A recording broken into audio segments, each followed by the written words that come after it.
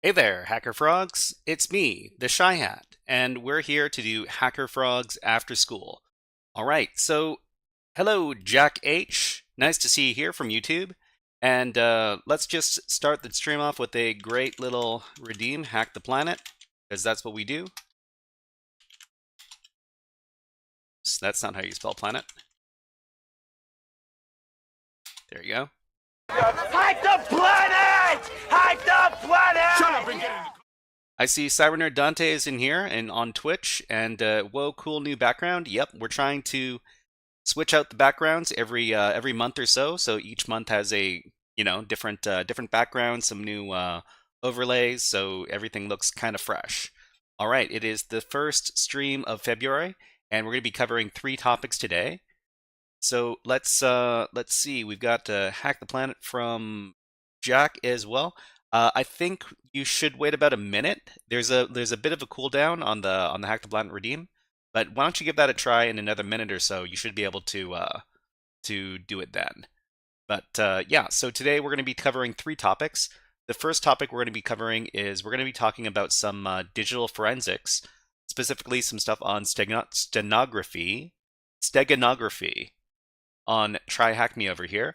If you don't have an account on TryHackMe, you can get one for free, and you can do that from this link over here. And that's going to be the first topic of the day. The second topic of the day, we're going to be doing a Windows hacking tutorial over at hackmyvm.eu. So hackmyvm.eu is a great little site where you can download virtual machines and you can do hacking against them. So in today's case, we're going to be going with the run as machine, and this is a virtual machine that you can download and deploy to your own network.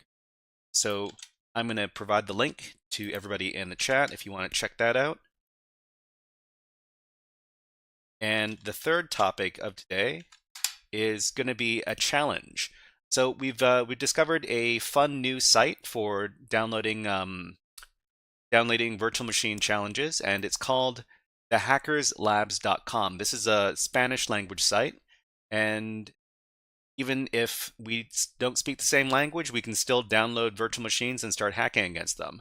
Today we're going to be covering the Windows accounting machine over here, and if you want to check that out yourself, you can do so at the following link. So let's kick things off with our exercise over at tryhackme.com.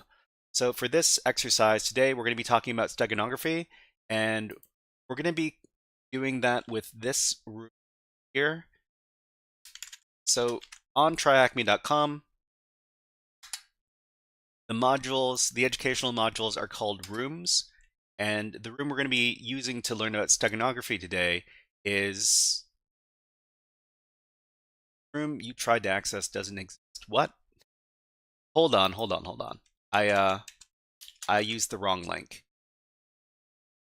It should be this one. Okay, let me try that again. Okay, so this educational room is called CTF Collection Volume 1. So this is a collection of different challenges, cybersecurity challenges, all in one place. We're going to be covering the one from task number 4, and task number 4 is called Monday. Are we going to be okay? I'm not sure what that exactly means, but this is what we're going to be using to learn about steganography today. So the first thing you need to do, let me reset my progress in this room so we don't see the answers. Okay, so the first thing we need to do after arriving at the room is to start up our virtual machine.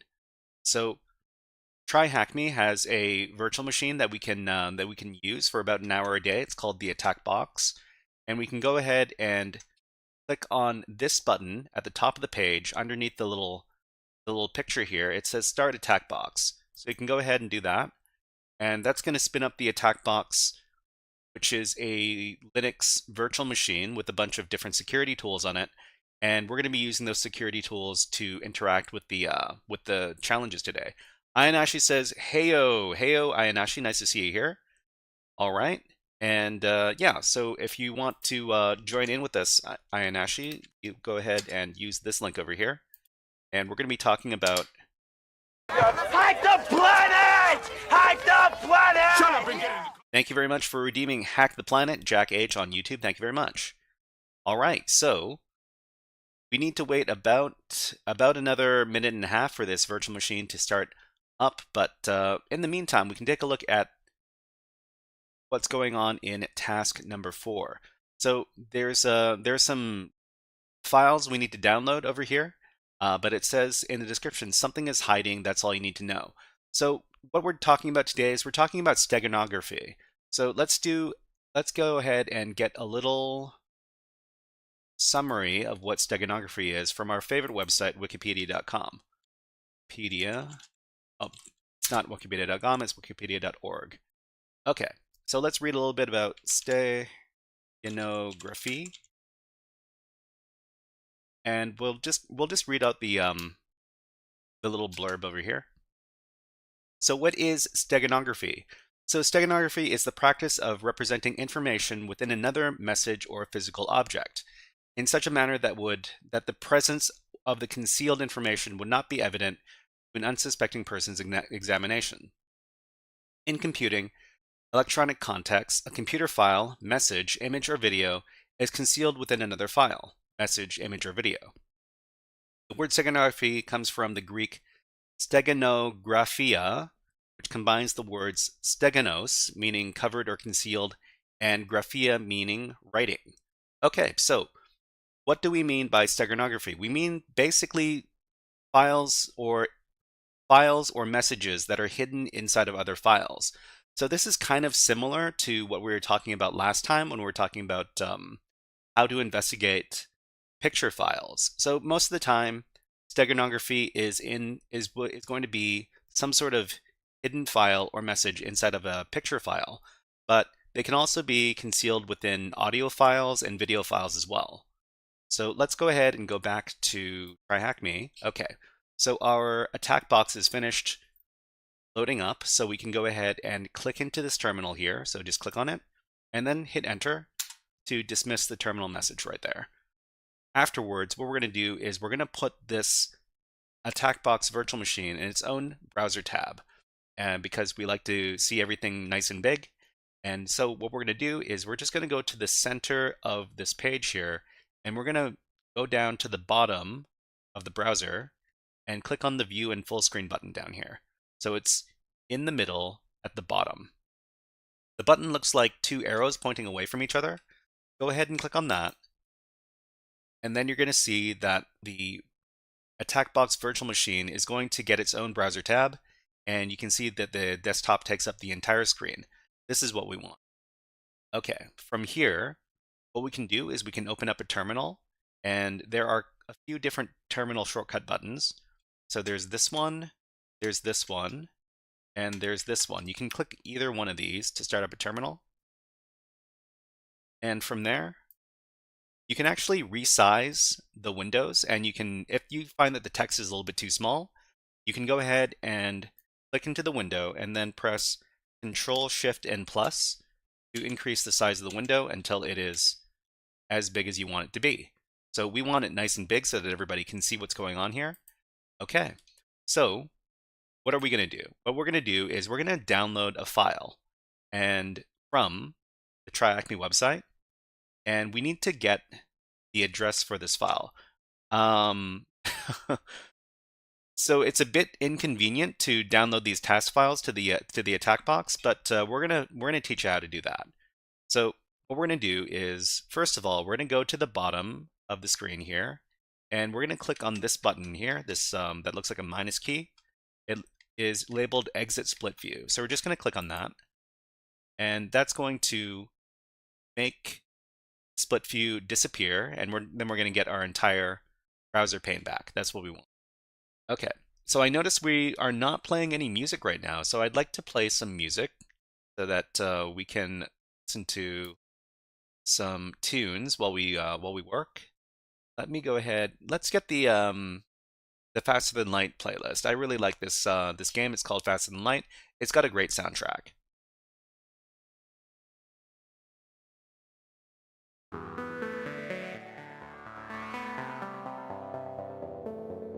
Okay, so if anybody finds that the music is a little bit too loud, please let us know, and we'll try to address that problem. Hopefully the music is not too loud, but if it ever becomes too loud, let us know. Okay, so what we're going to do is we're going to thank you very much for following Carlitos9898. Thank you very much for following on Twitch. Music is perfect, says Jack. Thank you very much for letting me know. All right, so we're going to open up the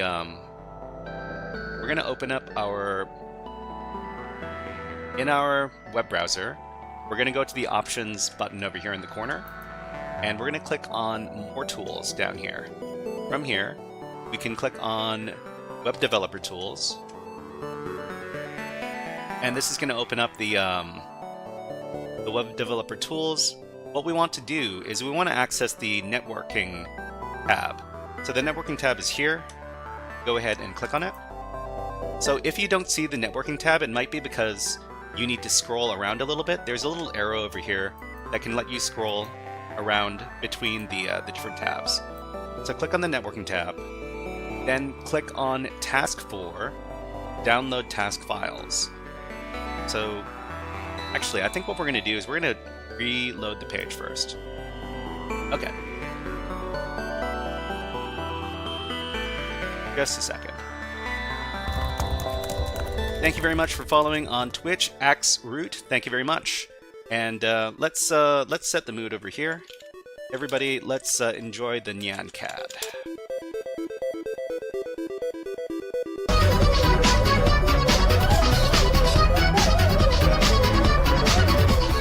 Okay, so once more, under Task 4, we're going to click on Download Task Files. And then after we do that, we're going to see this image over here. So this is the image we're going to investigate. So what we're going to do is we're just going to click into the address bar, and we're going to copy the address. Then we're going to go over to the attack box terminal over here, and we're going to start up the web browser inside of the attack box. So the attack box is a virtual machine, and it has its own web browser. So we can go ahead and go over to the right-hand side of the screen, and we can click on the Firefox web browser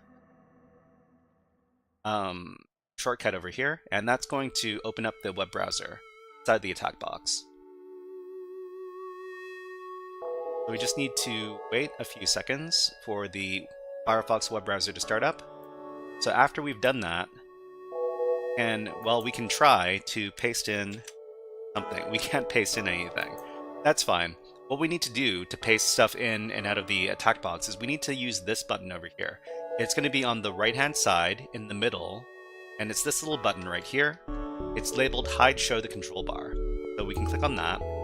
Then we can click on this right here that looks like a clipboard, and we click into the clipboard and then paste in the address for the image.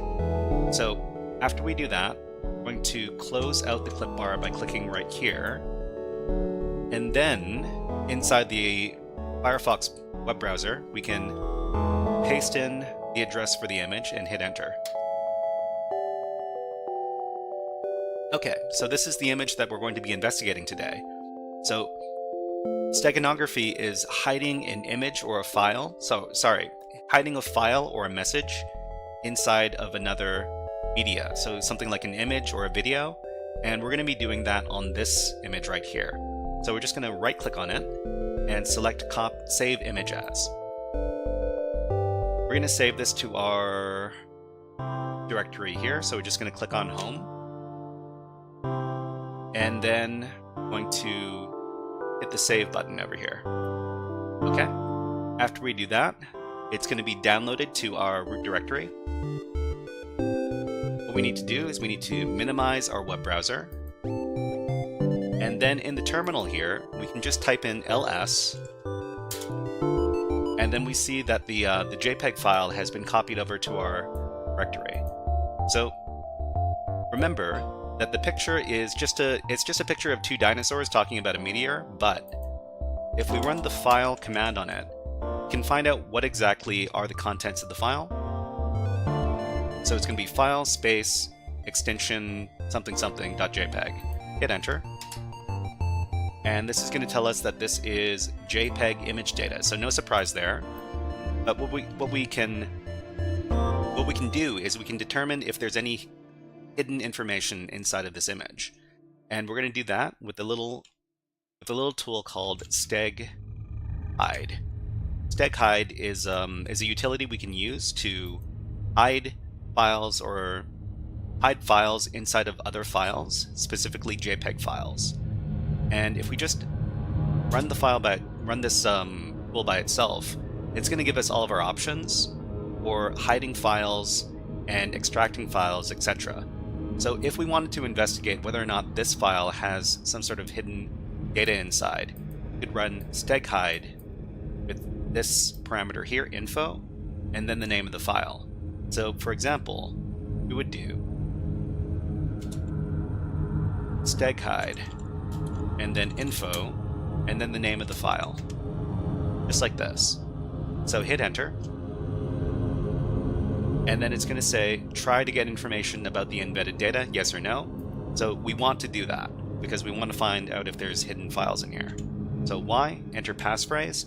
So some of these, when you embed files into these images, you can set a password to try to increase the security of whether or not people are going to be able to access this file. So in some cases, there's no passphrase, so we can just hit enter.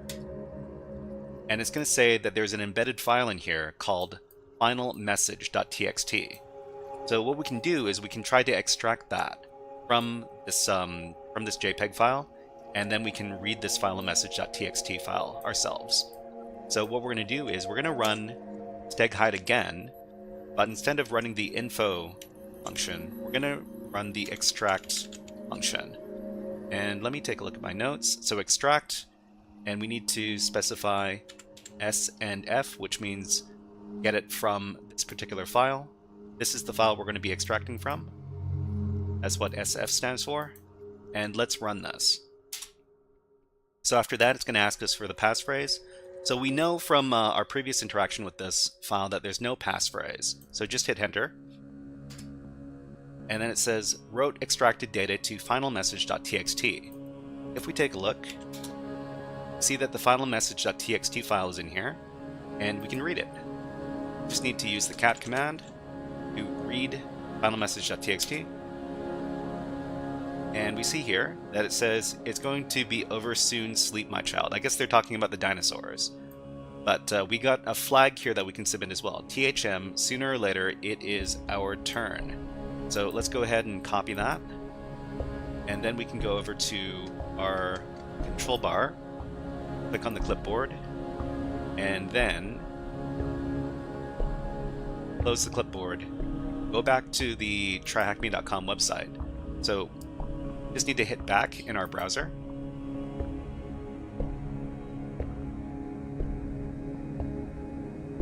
Okay. And then go over to task number 4, because that was the task we were working on. Okay, so it is said, feed me the flag. Great. Click into the flag submission field. Paste in the flag. Hit submit flag. And then we're finished with that task. Okay, so we're going to do a little more investigation into the StegHide program. And what we can do is we can just go over to, we still have the attack box over here, and I'm pretty sure there should be other JPEG files in here. So let me find a JPEG file real quick. Maybe, let's see, find name star.jpg, and let's see if we can find some other JPEG files in here. Okay, so we found the one in our root directory. Are there any others?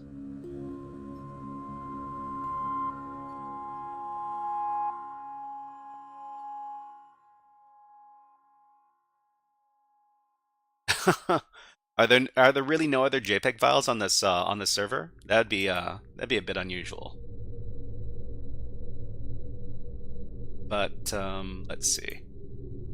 Okay, so it looks like I'm gonna have to show you guys on my Kali Linux box. Okay, so on my Kali Linux box, I've got a number of files here, and I'll demonstrate how to put some information into these JPEG files as a form of steganography. We're going to be using the steghide command again. And first of all, let's see. I was working on this example.jpg file here. Let me get rid of that. And let me open up the trollface.jpg file that we're working here. So trollface.jpg is the troll face over here. We're going to embed a file into the trollface.jpg file here with steghide. So how do we do that? Let me demonstrate. So first of all, what we need to do is we need to create a file that we want to embed into the trollface.jpg file. I can just do something like this. Echo, this is a secret message into secret.txt. So this is going to be the secret message. Well, this is the file that we're going to be embedding into our JPEG file. So let's go ahead and create that. So afterwards, you see that secret.txt is in here, and we can read it. And this is what we're going to put into trollface.jpg. So next, we're going to use the steghide command. So the steghide command is going to be steghide embed, and embed is the command that is going to put files into JPEG files. And specifically, we want to specify CF, the cover file, which is the file that is going to be embedded into. In this case, it's going to be, let's put it into trollface.jpg. Face.jpg. And we need to set a password. We can set a password, or if we don't set a password, then there's not going to be a password on this steghide file. But we're setting a password. In this case, it's going to be password123, and we need to select an embedded file. So that's the file that's going to be embedded into the JPEG file. In this case, it's going to be secret.txt. So let's go ahead and run this command. It's going to embed secret.txt into trollface.jpg. Okay. So now if we take a look at, so this has been embedded into trollface.jpg.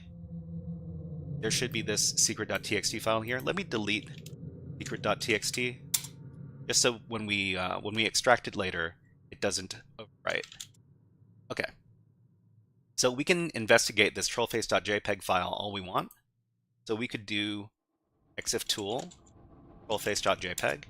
It's going to give us a bunch of metadata about the file, but it doesn't necessarily tell us that there's a file embedded in here.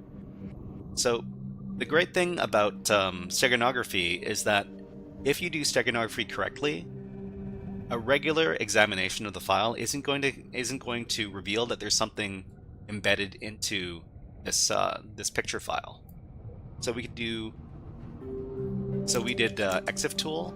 We could also do strings trollface.jpg, and we can see if there's any strings that we can read in here.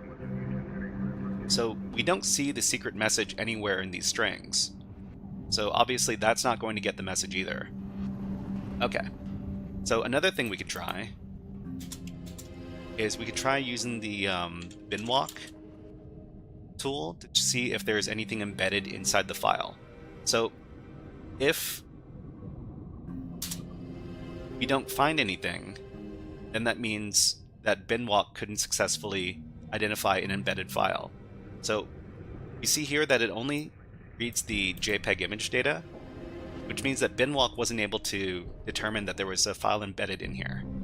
So the last thing we can do is we can try to extract the secret.txt file using steghide, which was the same program that we used to embed the file. So let's go ahead and do that.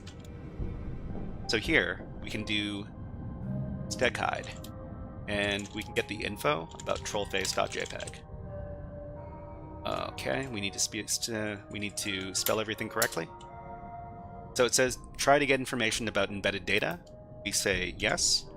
It's going to ask us for the passphrase. So if we didn't know the passphrase and we just tried to any old passphrase, then it's going to give you an error. Could not extract any data with that passphrase. So we need to know the passphrase in order to get the information.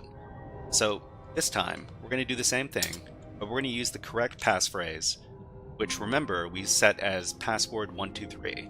So password 123, and then it does give us information. So it says there's an embedded file called secret.txt in here, and that it has it's this large.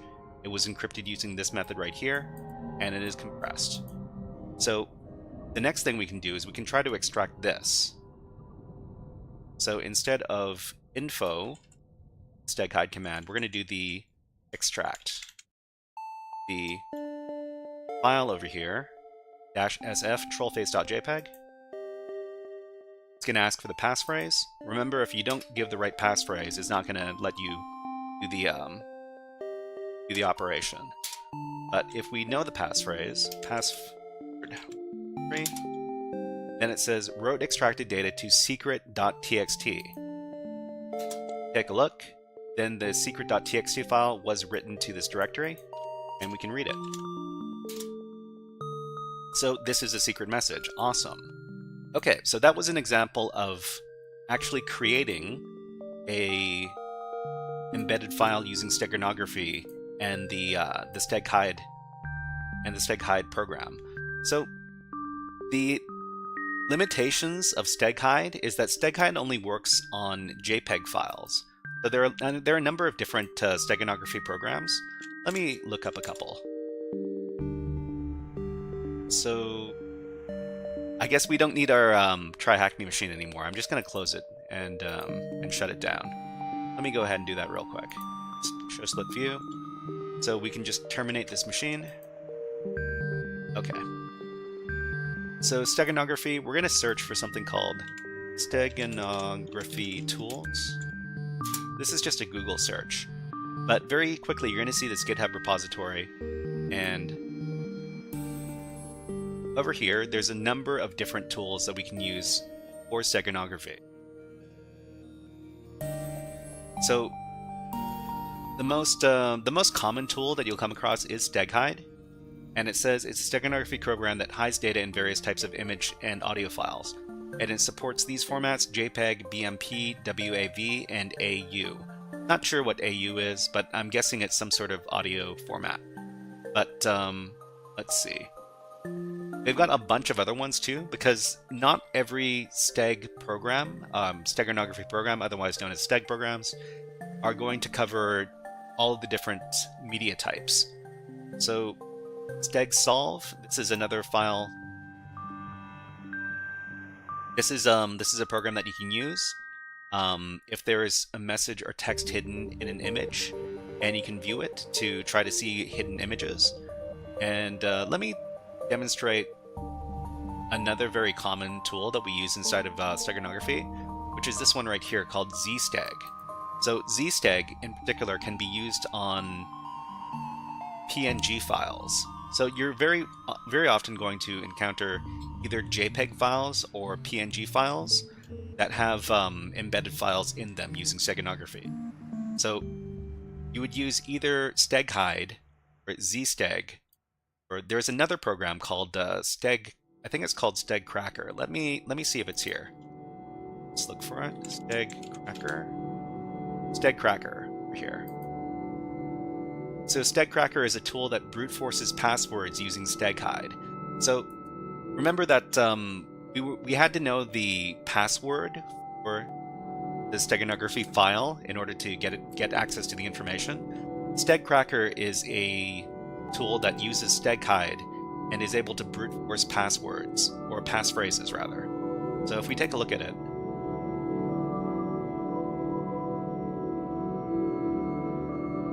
let's see. So it's a steganography brute force utility to uncover hidden data inside of files. So it says that actually it says that StegCracker is obsolete now, and what the file that you should be using is instead called stegseek. Okay. So I've actually used stegseek before, and stegseek is the superior steganography brute forcing program for anybody who's interested. So let me get the GitHub repository. Guys, you can try checking this out yourself. Oops, I didn't paste in anything. That's weird. Oh, I didn't copy it. Okay. Here you go. So, actually, I think I might have StegSeek installed on my Kali Linux right now. Let me check. StegSeek? No, it is not. Okay, I'm gonna try installing it on Kali Linux here, and then we'll demonstrate how to use StegSeek to brute force the password for the image that we embedded over here. Let me go ahead and take a look. StegSeek, what is the installation process? Installation, okay. Following instructions work. We'll walk you through the... So download the latest StegSeek release, install. Maybe, let me look up Kali Linux real quick. Kali Linux StegSeek install. Okay, they have...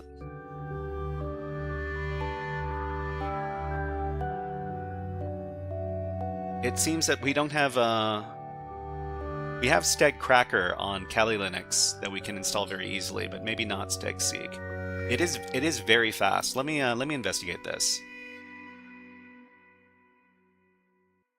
Okay, so following instructions walk you through the installation process. So on Linux, download the latest StegSeek release. Okay, let's go over to the releases. And got stegseek.deb here. Okay, let me go ahead and download that. We're going to go over to our terminal, and we're going to download the file using wget.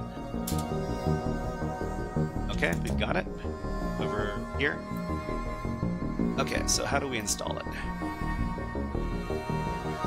So sudo stapt install stegseek. Okay, let's do this. Copy this. Give the command to install the program.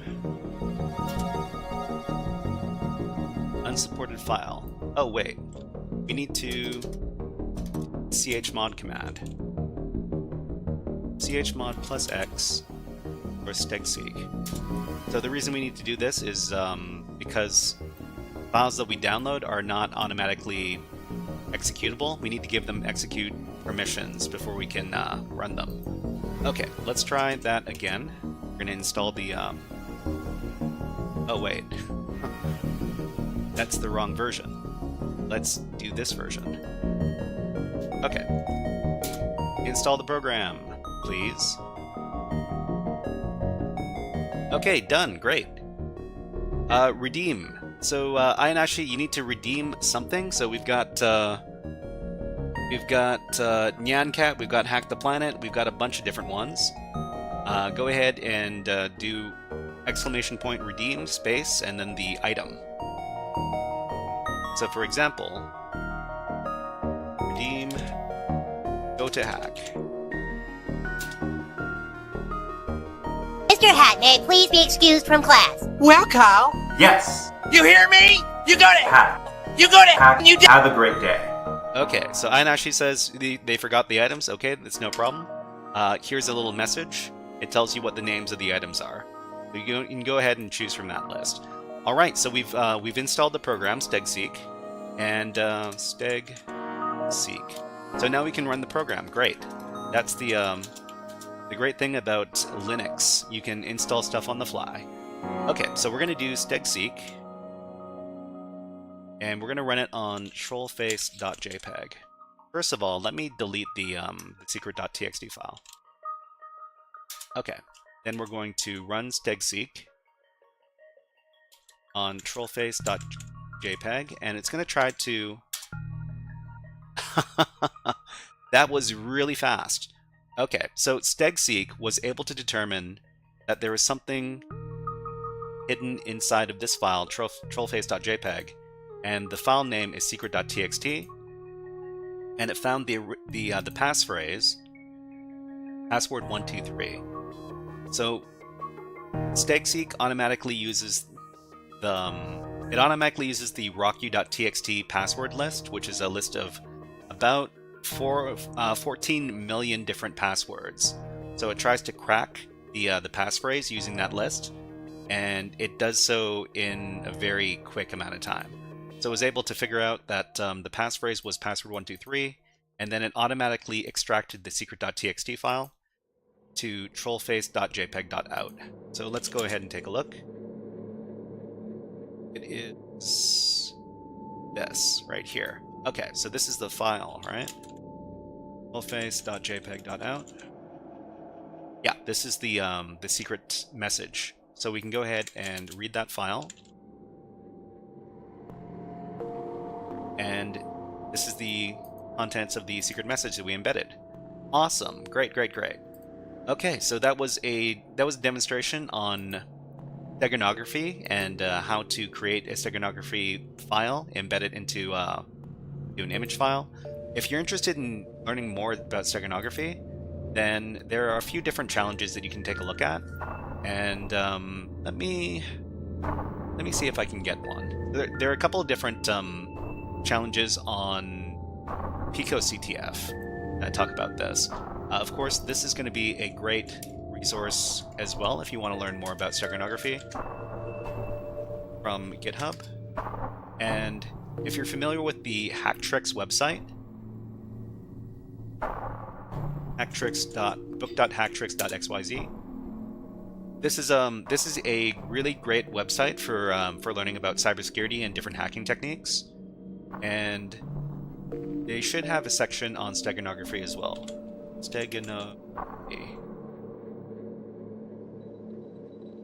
Stegotricks hidden data in spaces. Okay, let me get that link.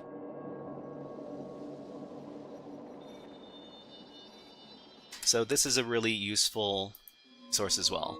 So if you're looking for some challenges that have to deal with steganography, there are a few different ones on PicoCTF. So let me go ahead and get those challenges for you here. So we can go to practice. Am I logged in? Okay. So from here, I'm just going to search for steganography. No hits. Okay. I think there's a challenge called Hide Me over here, and it does have the steganography tag. I'm just going to click on it. So if you're wondering, these are all PicoCTF challenges that are in the steganography category. I'm going to leave this this link over here. There you go. Okay, so I think we might be able to do one more challenge before we go. Let's try an easy one. This one has a lot of solves.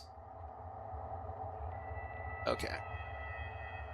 It doesn't want to... Let me try putting it in another window. I can't do that. Does this lead? Sometimes PicoCTF gets a little stuck sometimes. Let's reload this page.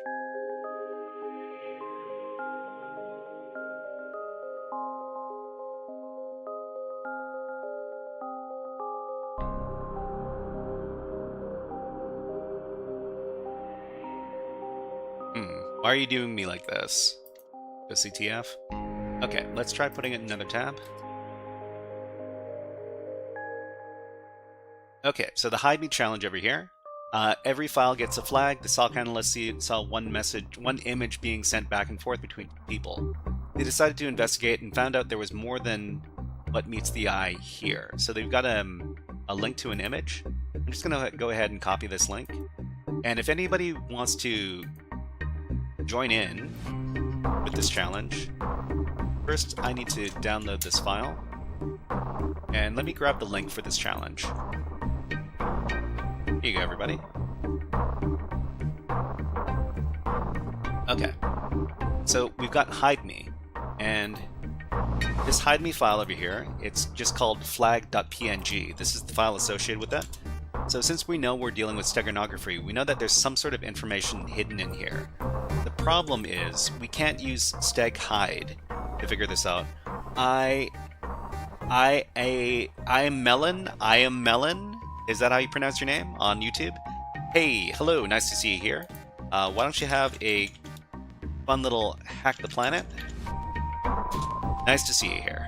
Hack the planet! Hack the planet! Shut up again! Sinbleed asks, any labs practice on binary exploitation and memory overflow for x86 or architecture over Linux kernel?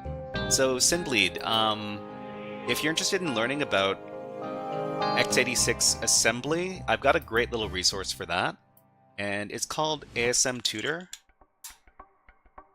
And these are little tutorials on how to code using x86 assembly for Linux. So you can go ahead and access it from over. That's a bad looking link. Sorry for that link. It's not a very good looking one. How about this one? This one looks a lot better. Okay. But yeah, so this is a little website that helps you learn about x86 assembly. And if you're interested in low-level learning like that, when you're talking about binary exploitation as well, there's another website that that teaches about binary exploitation. It's called ROP Emporium, I think.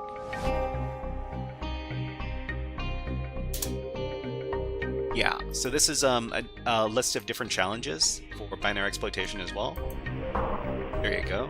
Oh, once again with the bad links. The messy links. Here you go. Much. But yeah, there's also a little beginner's guide you can download and take a look as well. So I hope that that helps you out, Sinbleed. All right, so what were we trying to do? We're trying to figure out what the embedded image is inside this file.png. So if we investigate this with exif tool, we take a look at flag.png. We're going to see this little error over here. It says trailer data after pnd IEND chunk. So this is kind of an indication that there might be something embedded in this file. So simply says, I am using Ghidra currently, working in a kernel module with kernel LSM AppArmor SE Linux to protect this. Oh, awesome, awesome. So you're very serious about learning binary exploitation. Awesome. So anybody who doesn't know, binary exploitation is a specific branch of cybersecurity where you learn about how to break programs. And PicoCTF actually has quite a few good challenges on binary exploitation as well. So if you're interested in taking a look, you get rid of the Steganography tag. So these are all the different challenges that have to deal with binary exploitation right over here. Okay, so now that we know that there's something potentially that we can extract from flag.png, and we know that this is a Steganography challenge, we probably want to use the correct program to take a look at this. So flag.png is a PNG file, of course. Valve says hello Valve on YouTube. Nice to see you here. So we need to use the correct program to approach this PNG file. So if you take a look at the this is TegSeq here. If we take a look over at the tools over here, you're going to see that when we're talking about PNG files, you have to use a program like ZSteg. So ZSteg is, I don't think it's installed on Kali Linux by default, so we're going to have to install this ourselves. So let's go ahead. Actually, wait, maybe it's inside of Kali Linux, the repository. ZSteg not found. Okay, so let's install the file. Install the program rather. So it says here gem install ZSteg. Let's go ahead and see if this works.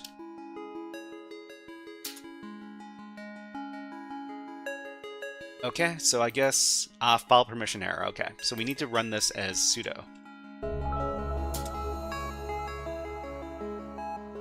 Okay, looks like it worked. So if we type ZSteg, all right, we can use ZSteg now. So zsteg is another program we can use for steganography, similar to something like steghide. And I'm not sure what the syntax looks like. Let me see if we can. Okay. So zsteg options file name param string. So we need to try to extract something from the file. So we can just try -a, see if it can do this stuff automatically. So so let's go ahead and give it a try. So it's going to be zsteg -a and then the name of the file, flag.png. Flag. Okay, it's trying a bunch of different methods, and I think it identified that there's some sort of zip archive in here. And after that, okay, so inside of the, it was able to identify this info right here. There's a secret directory in here, and there's a flag.png. Is this another flag.png? That's, interesting. Let's take a look. So let's see. zsteg, did it create anything? Did it create this output file right here? No, I think that was from something else.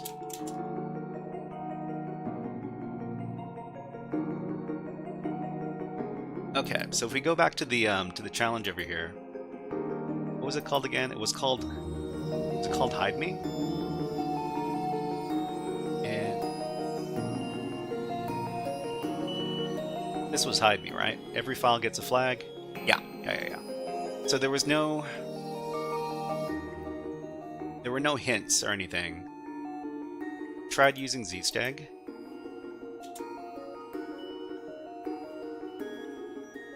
Actually, let's run this again.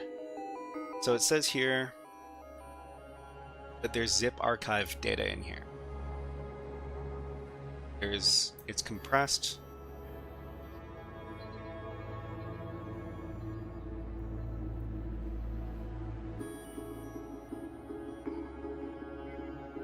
Okay, so how can we extract something using zsteg?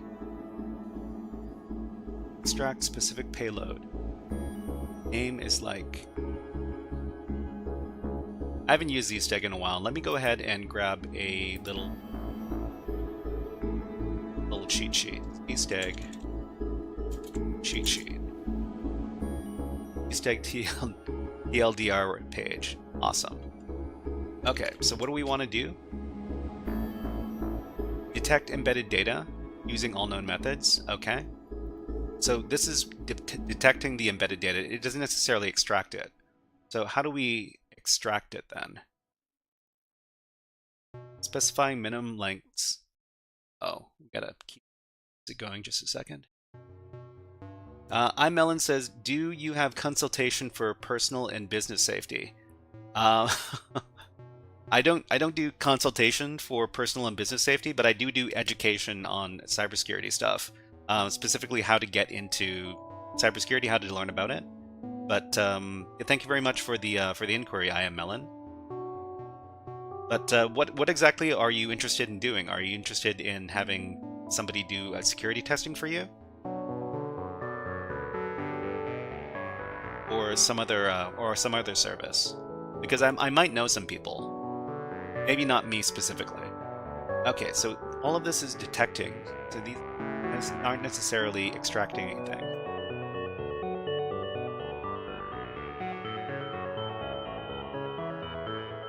TLDR zsteg. I think what we should do is we should take a look at the page. So the source can be found on GitHub. Let me take a look at the GitHub repository. Okay, installation, usage. Iteration, extraction params. So try all known methods. E, extract name. Extract specified payload. Name is like.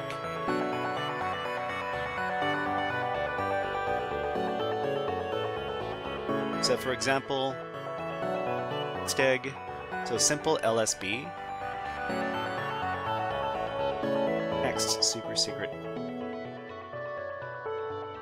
find in here.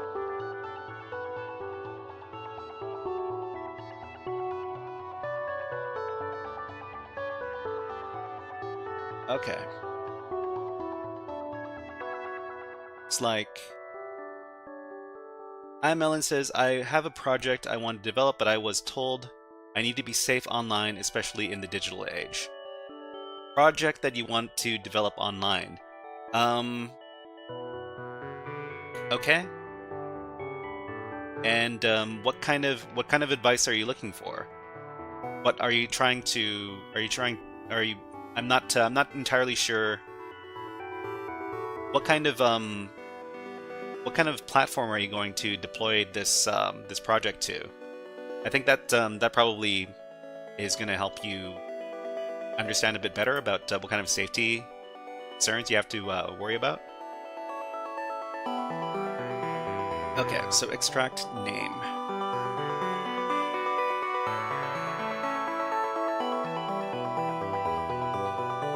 You know what? I'm not familiar with ZSteg, so let me go ahead and try asking the AI. Maybe I can get the AI to help me out here. So let's go ahead and ask someone like ChatGPT. And I want to use ZSteg to extract hidden files from a .png file. How do I do this in an automated way?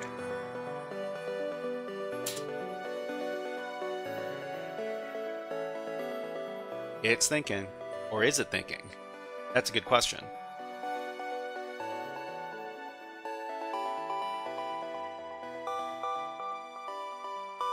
Okay, looks like it got stuck.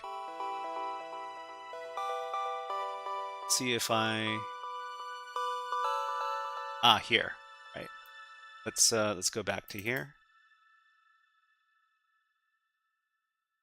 I have to type this again? Okay, I guess so.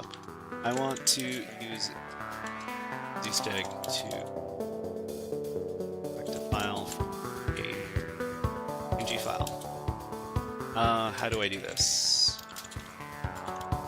In an automated fashion.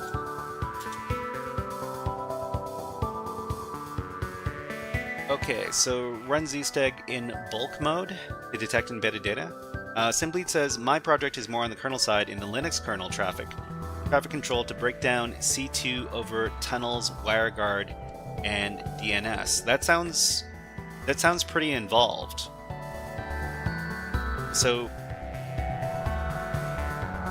how exactly are you going? How exactly would you do that? This is not something I'm super familiar with, Synbleed. But what kind of program would you use to monitor the Linux kernel? Okay, so I guess we would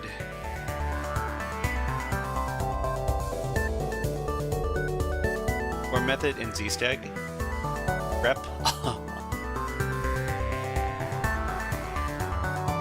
run ZSteg on the PNG files and logs the results, extracts all possible hidden data formats, saves extracted data into separate files. Okay. Simply says kprobes and kernel modules. I wrote modules over the kernel. Oh, so simply that must mean that you must be pretty familiar with C programming, because the Linux kernel is written in C, and I guess you would you'd have to be pretty familiar with C to be able to work so closely with the Linux kernel. But yeah, that sounds very interesting. But it's a bit too complicated for what I do. But it does sound very interesting. Let me know more about it when your project is complete. Okay, so this seems a little bit complicated. So what we're gonna do is we're gonna put a pin in this. But I might be investigating this a little bit later. All right, so let's move on to our second piece of content for today. And let's see, Simply says C2 is most deadly. I would say all data breaches are mostly caused by C2 servers. TG Artist says, hello hackers, how's it going? It's going good, TG Artist. We're just going to be moving on to some Windows hacking now. And to everybody who's interested in joining on us, it's going to be over at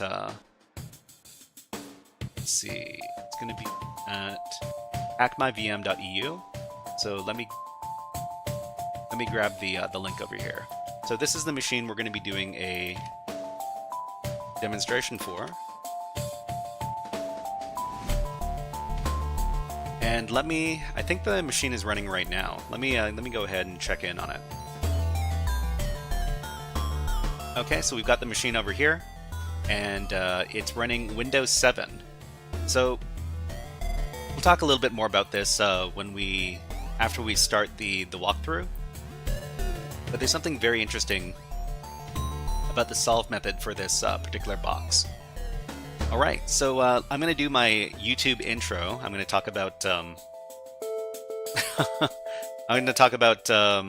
doing a guided walkthrough. So don't be alarmed. I just need to record some special messages for everybody on YouTube because I turn these walkthroughs into YouTube videos eventually. Okay, so everybody, this is a guided walkthrough for the Run As machine. It is a Windows machine over at the hackmyvm.eu website, and let's begin. All right, so TG Artist says, I did start doing modules on TryHackMe Pentester Learning Path. Oh, okay, that's great. That's great. Were you the person who was looking to get into cybersecurity within 3 months? You had like a 3-month plan, or is that somebody else? Sorry, sometimes I get some people mixed up. Okay, so for this particular challenge, there's a couple of things we need to keep in mind, and there's a bit of metagaming going on in the box. So we need to keep in mind that there's an administrator user and a run as user while we're solving this box. So the first thing we're going to do is we're going to figure out where on the network this machine exists at, and go ahead and do that by running nmap. So nmap is a great little tool that we can use for scanning networks and for scanning servers for open ports. But another thing that nmap can do is that it can do a ping sweep. And a ping sweep is basically finding out what devices on a network are online. So we're going to run nmap with a ping sweep by doing this argument here, -sn, on this network range. So we run this, we're going to see that there are a number of different devices that are online right now, but the only two we need to really worry about are these two that are running with VirtualBox, which is my VM management program. So this IP address over here, ending in 6, this is our attacking machine, which is this localhost, and another machine exists over at address number 19. TG Artist says, somebody else, but I'm in the same boat. So TG Artist, could you let me know what role you're looking to get into in InfoSec? Are you looking to become a security tester or a SOC analyst or something else? Let me know what kind of job you're aiming for. Vladimir Volkov says, hi peeps, I've been working on ethical hacking cert from Cisco. Nice to see. Alright, so we've got an ad going on Twitch right now, and while the ads are running, we're just going to watch some bird feeder videos. And we're not going to keep going while the ads are running on Twitch. So we'll be back and continuing on in about a minute or so, but enjoy the birds. So iMelon says, I developed a framework and trained for AI emotional intelligence with Sage and DIISS integration. It can be integrated with any AI model. I have questions about security issues. Oh, okay. Okay. Let's see. TG Artist says, Bug Bounty Hunter or Penetration Tester. I did the Googled Cybersecurity Cert and doing TryHackMe so I can learn the tools. I think Google Cybersecurity Cert is a good start. It definitely teaches you about some fundamentals about technology, and it also teaches you about Python programming, which are both pretty good tools to have in your tool belt. And let's see. Vladimir Volkov says the Google one from Coursera. Ah, yes. I've heard good things about that certification, especially if you don't have to pay a lot of money to get it. Okay, so let's continue. All right, so we know that the box exists at this IP address right here. So we're going to do another Nmap scan against this box to figure out what open ports exist on the server. So it's going to be Nmap. We're going to give it -p- to run it against all ports. We're going to do -s capital C capital V for common scripts and versioning information against any services we find. And we're going to run very verbose -v so that we can get information before the scan finishes. So this is pretty important because otherwise we're going to have to wait until the scan completely finishes before we get any output. Okay, so we're also going to run it in T5 mode, which means it's going to run very, very fast. Okay, let's go ahead and run that scan. TG Artist says, it's only basic knowledge, some tools and labs for beginners, but it's good. Yeah, it's, I definitely think it's, from what I've seen of the content, it seems like a pretty good thing to learn about. Vladimir says, can one really get an entry-level job with that certification? I think if you're looking to get into the SOC analyst role, I think the Google certification and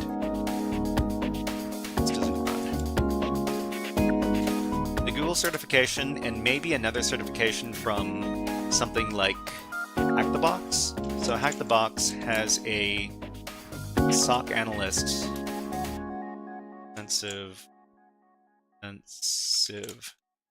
certification. So there's defensive security analyst certification from Hack the Box, and this should be sufficient to get you a job as a SOC analyst. Of course, SOC analyst isn't everybody's goal, but anybody who wants to get into cybersecurity quickly, you could probably do it with the Google certification and this one over here, security analyst, certified defensive security analyst from Hack the Box. ED Artist says, I felt the same with the EHC from Cisco. A little boring, but very good. Okay. But yeah, if you guys feel like dropping links in the chat, then there's nothing preventing you. I don't have any restrictions as far as that is concerned. Okay, so we're running the Nmap scan right now, and we see that there are a bunch of different ports that are open on the system, and there's some ports that are very, very obvious as far as the Windows-ness of this server. So in particular, ports like 445, 135, 139, and a bunch of these ports on the 3000 range here. These are pretty good indications that this server is a Windows server. So in particular, for this particular challenge, we don't need to pay very much attention to the Windows ports, but we do need to pay attention to this port right here, which is port 80. And port 80 is the port associated with HTTP, which is basically unsecured web pages without SSL. So we can go ahead and check out this web page.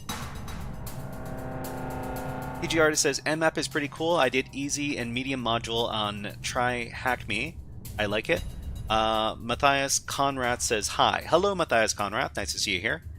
And Ayanashi has supplied a little roadmap to security on a link. It's called roadmap.sh, cybersecurity. I recommend, if you're trying to get into cybersecurity, check out that roadmap and see if there's a line that leads to the job that you want for cybersecurity. Let me take a look at it real quick here. So maybe here. Okay, so cybersecurity stuff.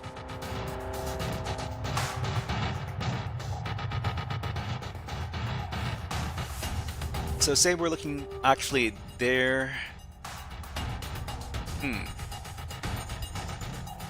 One thing I don't like about this chart over here is that there are no roles here that talk about what kind of job you'd be doing. But aside from this, this is pretty good for tracking what kind of skills you need to get into cybersecurity. But what else we're looking at? Okay, so what we want to do is we want to go ahead and take a look at the web page associated with the server. So what is the IP address? The IP address is 192.168. Okay, this one. So we're just going to copy this IP address. Then we're going to go over to our web browser, and in our web browser, we're going to navigate to this page. So the landing page in this case has directory listing enabled, and directory listing by itself is already a security flaw. It means that we can take a look at the complete contents of directories without having any special access. So there's this index.php page here, and there's the styles.css page. We can go ahead and click on index.php. Thank you very much for following on Twitch, Dr. Deadclick. Dr. Deadclick, thank you very much. You're now a HackerFrog. Why don't you have one of these? Hack the planet! Hack the planet! Shut up again! Okay, so what is on this landing page over here? It says there is no going back. There is no going back, and it also has this URL parameter right here. So URL parameter, let's talk a little bit about URL parameters before we talk about what's actually going on here. So URL parameters are variables attached to the end of URLs. So they can be identified by the question mark directly after the web page, directory name, followed by a parameter key name, then the equal sign, then a value. Okay, so we see here that this is the start of the parameters, the question mark, then there's a key, and then there's an equal sign, and then there's a value. If there's more than one URL parameter in the URL, then it's going to be separated by the and symbol over here. So, for example, in here there's a color parameter with a value of blue, and there's another one, sort parameter, with the value of newest. If there are multiple parameters included in the same URL, they are separated by the ampersand symbol. So there are a few different reasons why web pages use URL parameters, and the most common one is for search queries. So anytime you go over to google.com and you search for something, it's going to turn a URL parameter called Q, and Q is equal to whatever you searched for. For example, if we look for apples, it's going to be Q equals apples. So we can actually demonstrate this very easily. So over here, I'm just going to go to .com, and I'm going to search for apples. So over here, there are actually a lot of different URL parameters here, but you're going to see that there's the search endpoint here, the question mark, and then the Q. The Q is the name of the parameter, and the value of that is going to be apples, because that's what we search for. It's basically telling the database what it's supposed to return to us. So that's URL parameters. However, another common and potentially dangerous use of URL parameters is to instruct the web server on which web page to display. So in this case, there's an include parameter, and it's equal to some sort of file. So we can actually take a look at the our own site over here, and can plug this.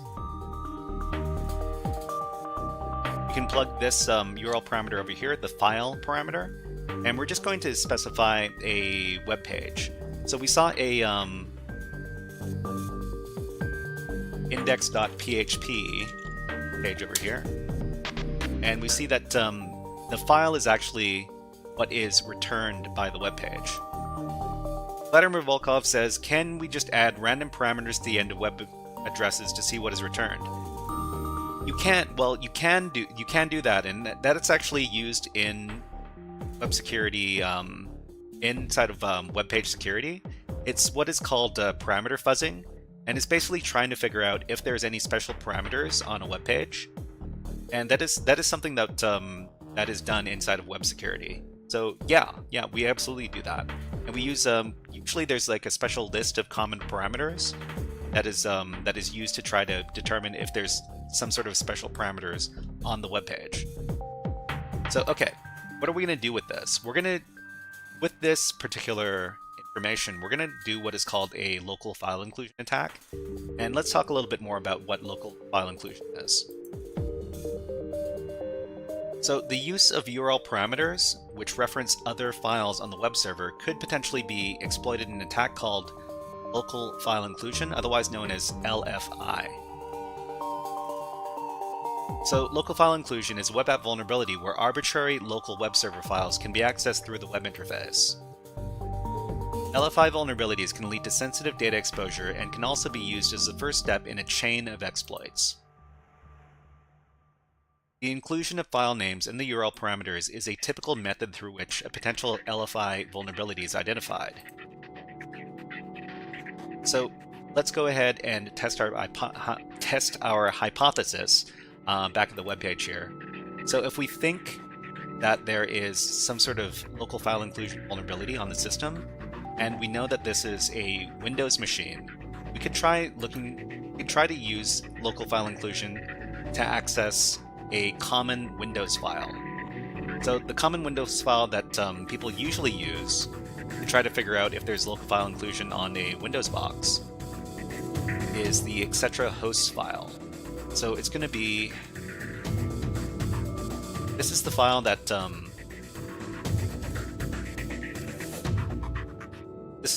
lets a Windows host know about special IP addresses that resolve to different hosts. So in this case, we plug in the address or the file path for this particular file. So it's C Windows System 32 drivers etc hosts, and because we get output here, that means that this web server is vulnerable to local file inclusion. What that means is, if we know where a particular file exists, we can try to read it through the web interface. So this is this can be a really big problem. But there are actually specialized tools we can use to try to figure out which files we can read file inclusion. So let me go ahead and identify one of those.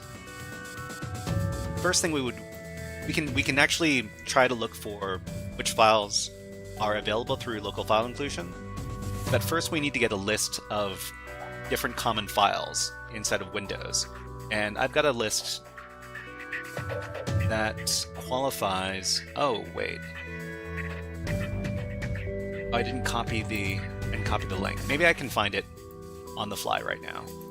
Okay, so local file inclusion Windows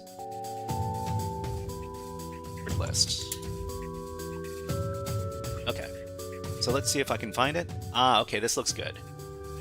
All right, so this is a list of different Windows files that we can try to read. If you take a look over here, there are things like log files and MySQL files. So we're gonna see if we're gonna just run through the list and see if we can read any of these files. So if anybody's wondering what we're looking at this. So I'm just going to copy this list, and then I'm going to go to my Kali Linux and create the list. I'm going to call this Windows lfi.txt. Okay, I'm going to paste in the contents of the list I got from the GitHub site there. Save it, and then I'm going to use ffuf to try to figure out what endpoints we can access through local file inclusion. So the tool that we're going to use is called... Oh, okay. There's one thing we need to do before we do this FFUF check, this scan. We need to get the request inside of Burp Suite, and we're going to use the request, the recorded request, as a parameter for the FFUF program. So let's go ahead and start up Burp Suite. Burp Suite is a well, one important thing about Burp Suite is that it acts as a proxy between the web browser and the web server. So it can record web traffic that is going back and forth, and you can investigate the traffic because it records it and logs it. So we've started up Burp Suite. What we're going to do is we're going to go to the proxy tab over here. We're going to open up the Burp Suite browser, which is connected to the Burp Suite proxy here, and we're going to go over to that web page. So the web page was at 192.200.198.219. Okay, so we want to go to the index.php page, and then we want to insert the parameter, which is the file equals, to the end over here. After that, we're just going to give a test. It doesn't need to be valid. We're just going to send this as a test so that it gets recorded by Burp Suite. Okay, it says file not found. That's great. Vladimir Volkov says, if it acts as a proxy, does that mean the person on the other end can't directly identify you as intercepting the traffic?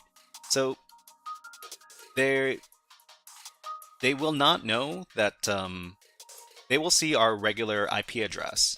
Then they're not going to see that there's a proxy in between, because the proxy is going to broadcast. It's just going to pass along our requests. It doesn't necessarily adjust the contents of the traffic unless we want it to. We can adjust the content of the request that we're sending back and forth, but it doesn't do so automatically.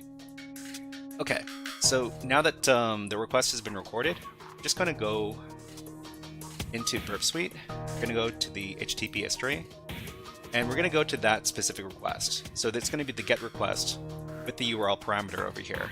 So we do that from the proxy HTTP history tab. You can click on this request with the URL parameter, and then we're just going to save this. We're going to save this as a file. Go down to the request portion of the window, right-click on it, and then select this option here called Copy to File. So we're going to record all of the HTTP parameters inside of this file. We're going to call it request.txt. Save it. After that, we can close out Burp Suite. And then we're going to edit the request.txt file. We're just going to go and edit it using nano. So nano request.txt, and so this is the this is the contents of the request that we're going to be using with another program called FFUF. What we want to do is we want to fuzz. We want to force all of the file endpoints inside of the Windows LFI file that we copied earlier. So inside of the request here, file is going to be equal to fuzz. So this is what is called the fuzzing point. This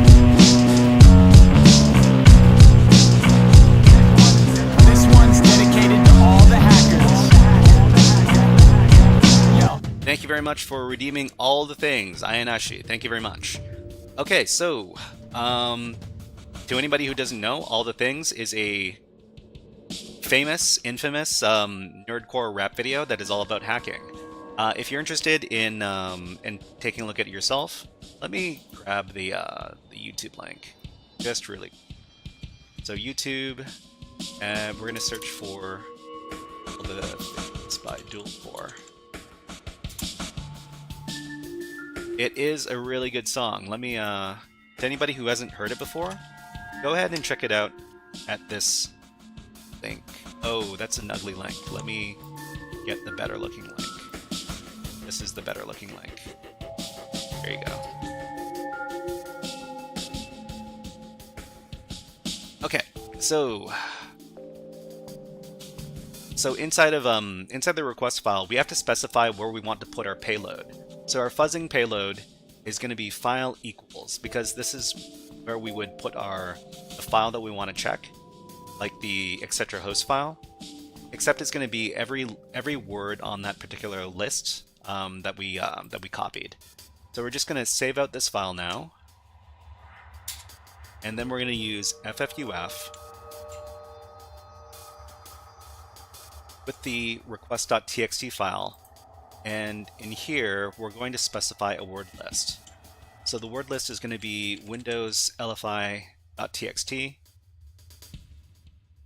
For this particular request, we have to specify to the ffuf fuzzing program that we're going to be using HTTP versus HTTPS with this argument here, request proto, and we can go ahead and see how the server responds to these different endpoints. So each one of these endpoints are associated with a different file, and we're going to find that all of the invalid files are going to have this particular size, and the size is going to be, the response size is going to be 429. What we want to do is we want to omit all of the requests that return 429 for its size. So we're just gonna run this again, but we're gonna filter on the file size 429. So when we do that, we're only going to return files that we can actually read using local file inclusion. So not very many, but we were able to get some that, let's see. So we can read the php.ini file, and we can read the Windows update log. Okay, so a bunch of different files here. So for example, if we try to read this, let's go ahead and see if we can this. We're going to go back to the application. So file equals, we're just going to paste in the file path that we know that we can get something back for. Okay.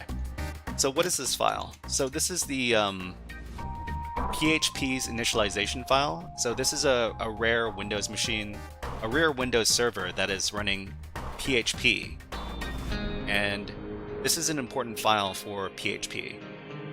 It gives you a bunch of different information. But thank you very much for following Maurizio2383. Thank you very much for following on Twitch.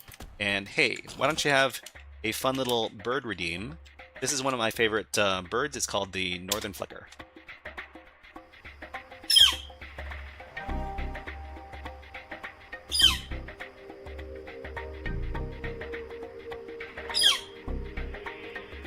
Welcome to the HackerFrogs.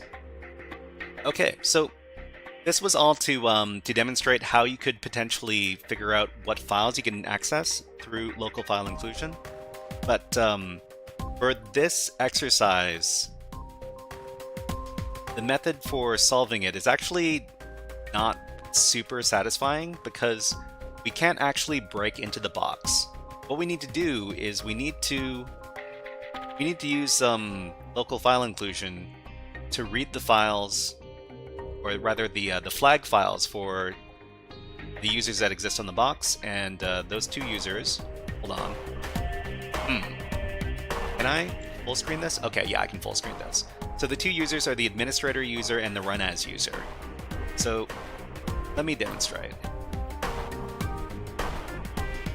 So down here, we're going to try to read a certain file, and what I'm going to do is I'm going to tack these files onto the local file inclusion list for Windows. Just because I don't want to read the files, I don't want to read the flags on the stream, because it seems a bit rude to read flags on stream, because the organizers for this website maybe don't want people to broadcast that stuff. So I'm just going to edit Windows LFI.txt. We're going to add a couple other. And she says, tips of the day, remember to take little breaks sometimes, take care of yourself. Yeah, so we've got little breaks coming, they happen every 30 minutes on the stream. But thank you very much for reminding everybody to take a break every once in a while and have some water. So what we're going to do is we're going to add on to the end here, the locations of the flags. So the locations for the flags on this system, because we've got the, what are the users called? The run as user and the administrator user. So that would be C users,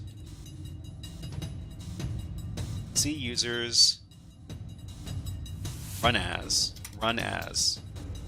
and then in their desktop directory, they're going to have a file called user.txt, and that's the user flag. Vladimir Volkov says, but the song says to drink all the booze. Well, it really depends on how productive you want to be. Some people are very productive when they have when they drink alcohol. I am not productive at all when I drink alcohol. Okay, so the other flag is the root flag, which we can find in the administrator directory, in their desktop directory, in the root.txt flag. So we're going to see if we can access these two files over here through local file inclusion. If we can, that means that we've finished this particular challenge. Okay, so let's go ahead and save this out. And let's run ffuf again and see if we can read those flag files. So we were able to read these two flag files with local file inclusion, according to ffuf, which means we've essentially finished the exercise, because the goal of the exercise is to get access to the administrator desktop directory and read the root.txt flag. Okay, so everybody, that was a guided walkthrough for the Run As challenge from hackmyvm.eu. Everybody, if you enjoyed this guided walkthrough, please click on the like and subscribe buttons on the video and leave a comment underneath the video. But until next time, HackerFrogs out. Okay, so everybody, we're not leaving. We're not ending the stream. It's just I have to record those outros and intros for YouTube. Thank you very much for your patience. Okay, so everybody, we're gonna be moving on to another challenge now. So I will say that the Run As challenge, it does have something to teach as far as Windows hacking is concerned. A lot of people, they're very used to doing stuff like local file inclusion as far as Linux servers are concerned, but they're not so sure as to how to approach it when the target is a Windows server. So the Run As challenge can teach you a bit about how to read files using local file inclusion when the server is running the Windows OS. Okay, so we've got an ad going on Twitch right now, so we're just going to take a little break, and we're going to watch the lovely birds have a little snack, and I'm going to have a little drink of water. So please enjoy.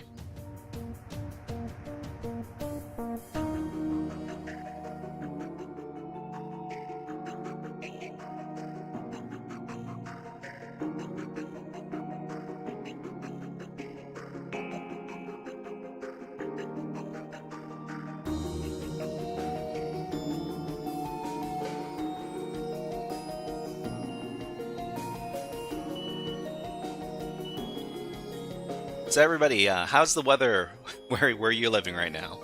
We've recently had some snow for the first time this year, and it's been. Vladimir Volkov says that that bird is having a lot of, well, he's trying to figure out if it's a good peanut.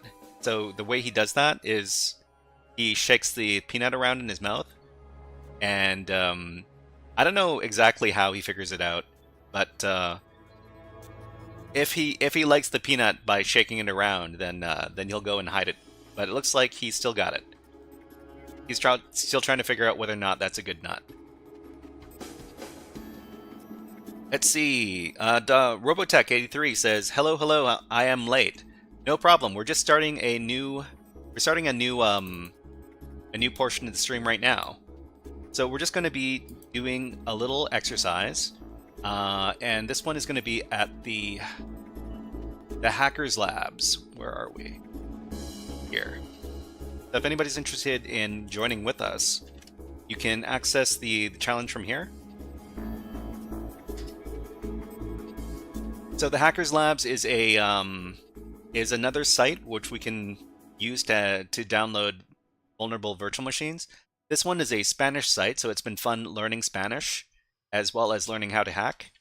So, for example, I don't know what any of these words mean, but I can try to read them. Si tienes alguna duda puedes acudir a Discord o Telegram. I have no idea. And to anybody who speaks Spanish and I'm trying to speak Spanish.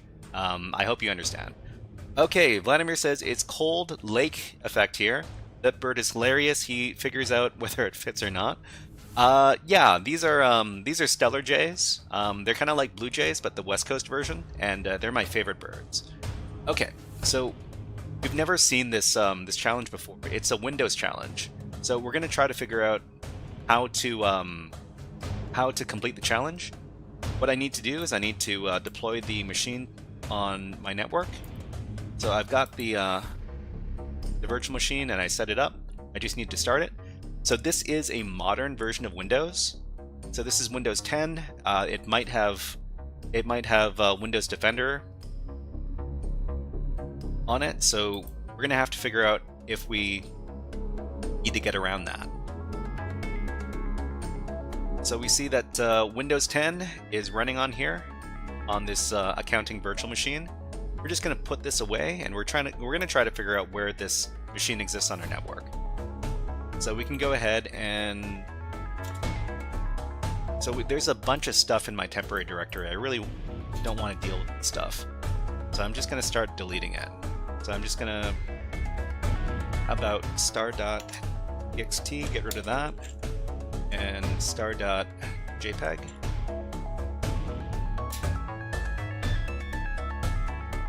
And star.png. Okay, there's a lot less stuff now. Let's get rid of the troll face. Okay, so let's figure out where this machine is on our network. Insert rubber ducky to disable defender. If I had a rubber ducky available, I would use it. But let's nmap to figure out where this machine is on our network. So it looks like it is at 18. So I can go ahead and use nmap to scan against this IP address.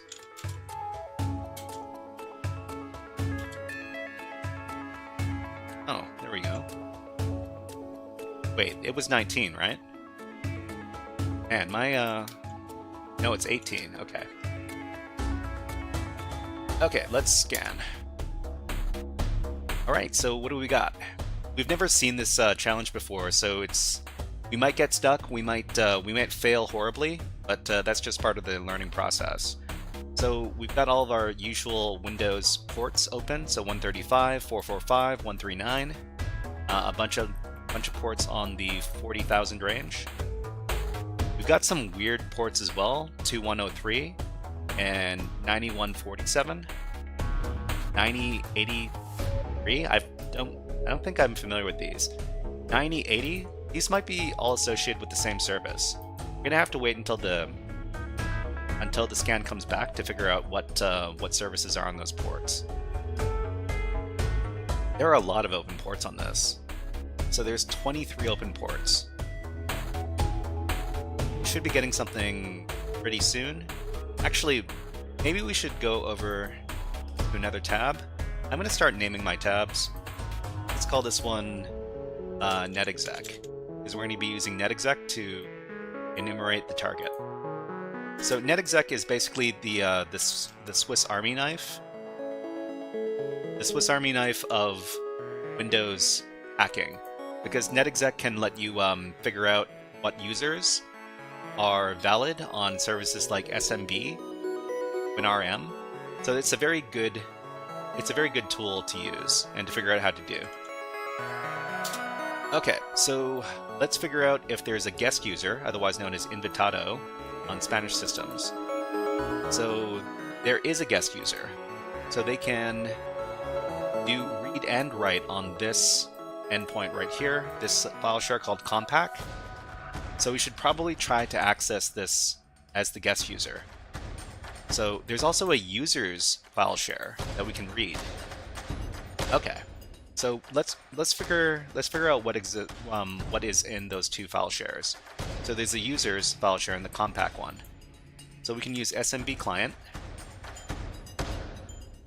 So we're gonna log in as the invitado, otherwise known as the guest user, and it's gonna be at 18. We're gonna go to let's go to the user's file share first, and let's see what's in this file share. Desktop.ini, public default user, admin. Is this the actual?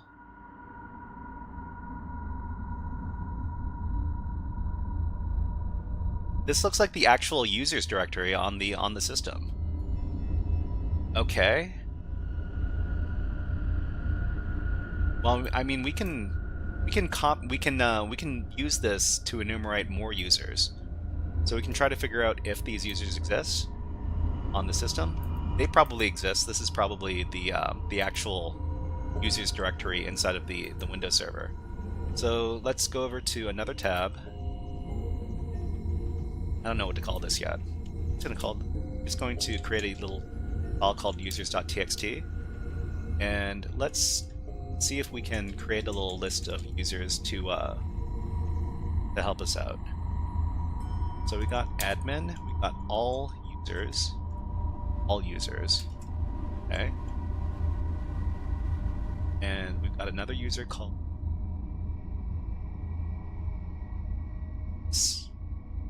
Can we? That right? Yeah. Default and default user.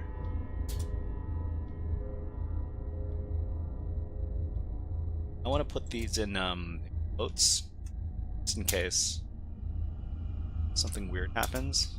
Desktop INI. This is not a user, and the public user. There's no public user, so this is a list of users for the system. There's admin, all users. Cont Paki, default, and default user. Okay, so another thing we can do is we can try to figure out if we can brute force the names of users by doing. Actually, I'm going to download the desktop.ini file as well. So it's just going to be get desktop.ini. Okay. After that, I don't think we can enter any of these other directories. I can try. So cd admin. Access denied. How about all users?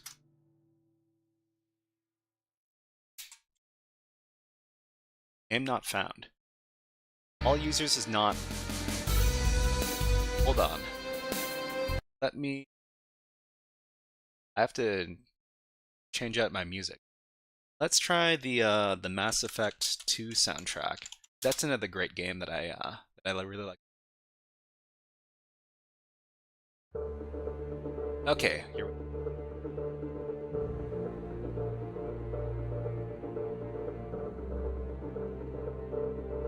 Okay, so is this not a directory? All users. CD. All users. Object not found. That's. Can I? Well, I mean, I can't read that. CD. Oh, can read this directory. So nt.ini, OneDrive, pictures, saved games. Okay, so this is font a key. Okay, so I'm not sure. I don't think there's nothing in these. Oh, there is stuff in these directories. Desktop.ini. Okay. Let's see if there's saved games, searches. Let's see if there's anything in the searches directory. Everywhere, search ms, index locations. This music is a bit loud. Okay, that's better. There's a lot of stuff here. Not exactly sure what is super relevant though. Let's get out of here. It's the default user, the admin user. I can't read the admin user. There's this default directory.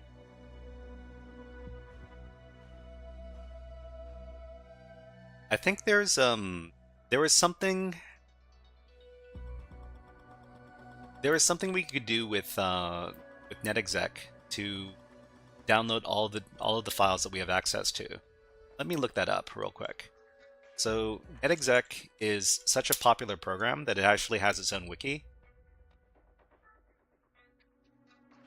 So I think there was something called a dump. We can dump shares, right?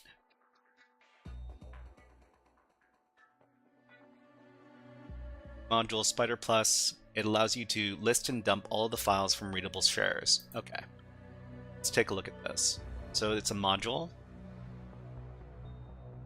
You provide list all readable files is this. Dump all readable files is this. Okay, let me see if I can try copying this. I'm gonna try dumping all the files that we have access to here. Get out of here. Netexec IP address is this. Auto and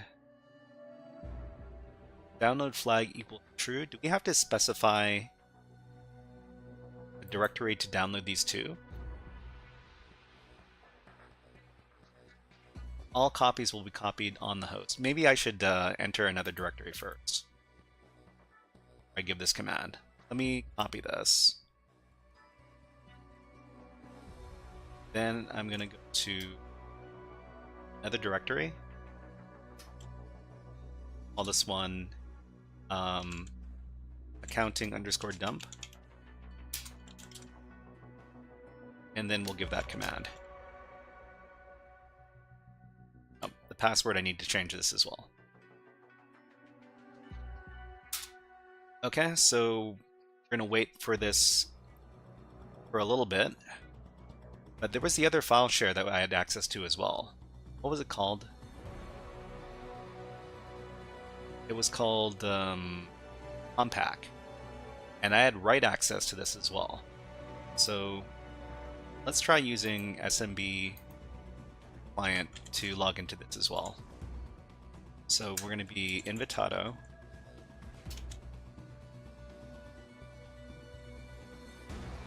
Go to 18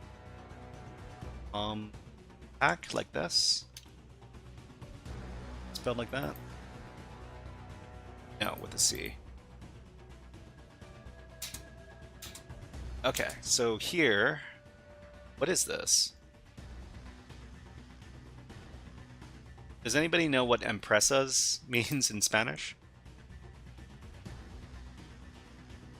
Maybe I'll know from the context. Esquemas reportes sql.txt. Enterprises. Okay, thank you very much, TXO. How do you pronounce that name? Akodam? Let me know how to pronounce your name properly, and I will pronounce it properly. Chokodom. Chokodom. Thank you very much. Chokodom. Esquemas reportes.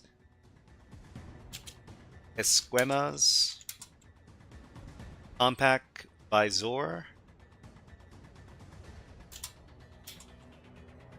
Oh, there's a lot of information. XLS files. Okay, so these are Excel files, right? This is another case where I want to dump all these files. This is kind of information overload. Schemas is esquemas. Okay, thank you very much. Spanish speakers, rise up. Okay, so visor. These are JSON files. Menu documentos. Vistas. SQL.txt. This could come in handy right away, so I'm just going to download this.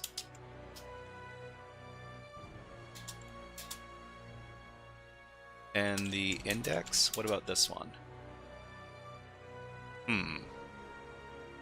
Something tells me that I'm going to be doing a lot more reading on this box than I have for other ones. I need French VMs. I don't speak French, but I guess it would fit in more with my Canadian citizenship, because we're known for speaking French, but not every Canadian speaks French. Okay, thank you very much for following, Commando Lord. Thank you very much. Respaldos means backups. Oh, that's very useful information. Thank you very much, Chokodom. And thank you very much for following, Commando Lord. Let's do a Hack the Planet just for fun. Hack the planet! Hack the planet! Shut up and get in. Okay, so I think I just want to dump this directory as well. So let's go over to the other tab. Actually, wait. This would have been dumped.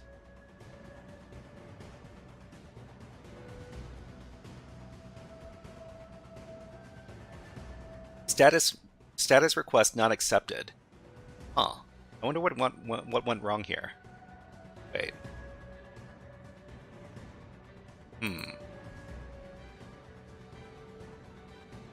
Reconnection attempts. So it looks like I wasn't able to download everything. Okay. So let's work with what we have right now. Let's get out of here. Let's take a look at SQL.txt. Okay.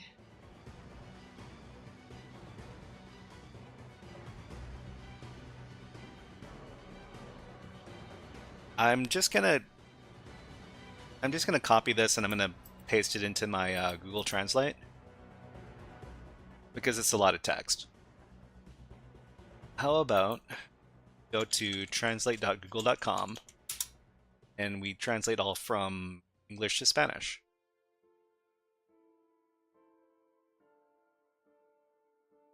Tip to finish installation: run icon security. Icon, make sure it says runs as administrator.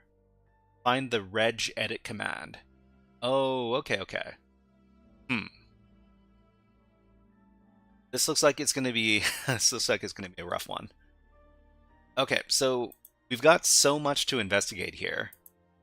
Let's go ahead and go back to Nmap and see what we got the Nmap scan, because there were a lot of open ports. So got obvious Windows stuff over here in 5.139.445. I have no idea what is going on these 2000 range ports. It looks like there's some sort of HTTP server. Microsoft Cassini. I've never heard of this. Maybe I should Maybe I should start searching for potential exploits. So search exploit for this particular service, Cassini.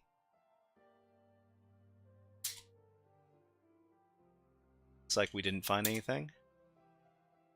Let's we could also try accessing that port. So 9081. Let's go ahead and try to access this website directly. It's going to be team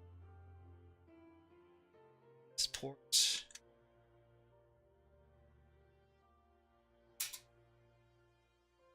Okay. We've got a login page.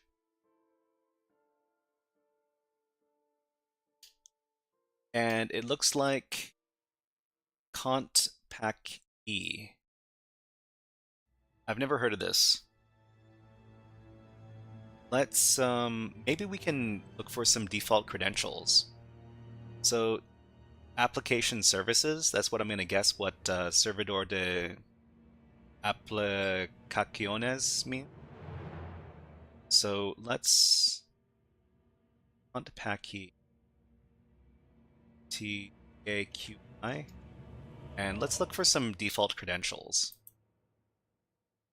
So we're just going to search alt credentials.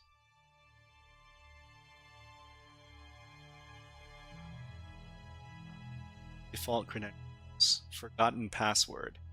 Change your password. Please enter your username or email below. Is there no...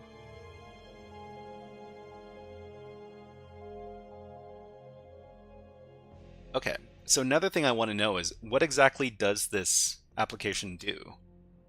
So let's just look.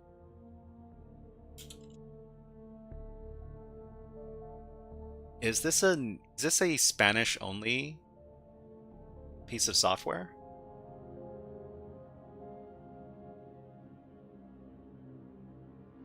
Because if it is, then I'm in trouble. Let me take a look here. Unpacky.com.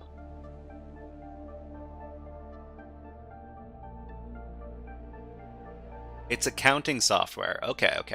That makes sense because the name of this box is called accounting.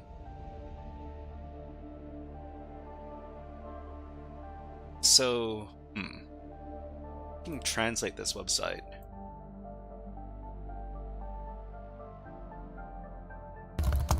Thank you very much for following on Twitch, Siroimita.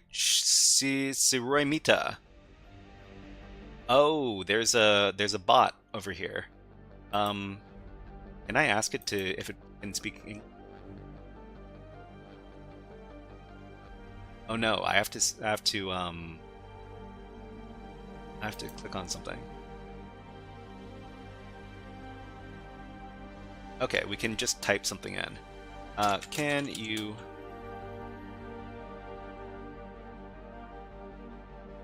Oh, this is an official website. Maybe I shouldn't be messing with it. But thank you very much for following Shiroimita. I'm not too sure how to pronounce your name. Let me know how to pronounce your name and I will pronounce it correctly. Thank you. Okay, so this is accounting software. We need to figure out what version this is, and maybe we can start looking for an exploit. So let's look for Unpacky, like this.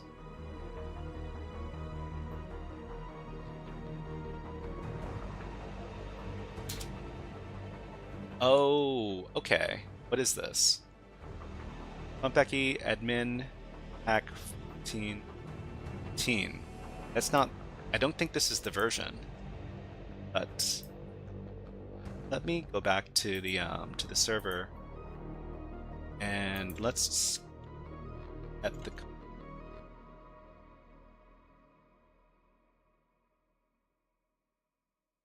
Okay, so I don't see anything that's gonna help me out super obviously over here. So what can we look at next? Maybe we should do some directory busting. So we know that the web application lives at.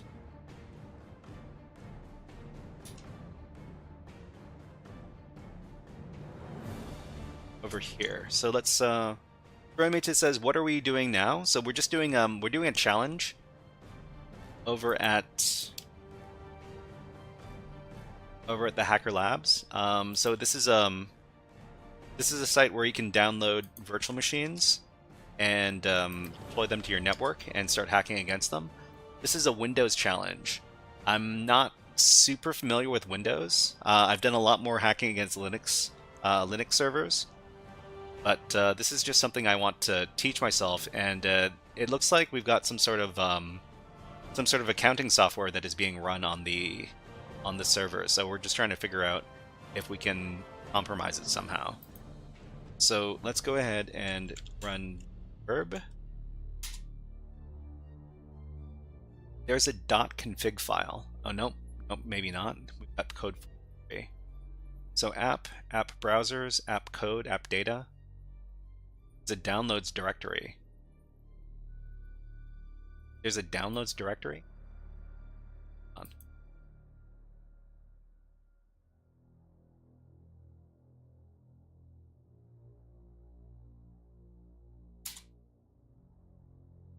Okay. Maybe there isn't. Everything's in the app directory. Nope.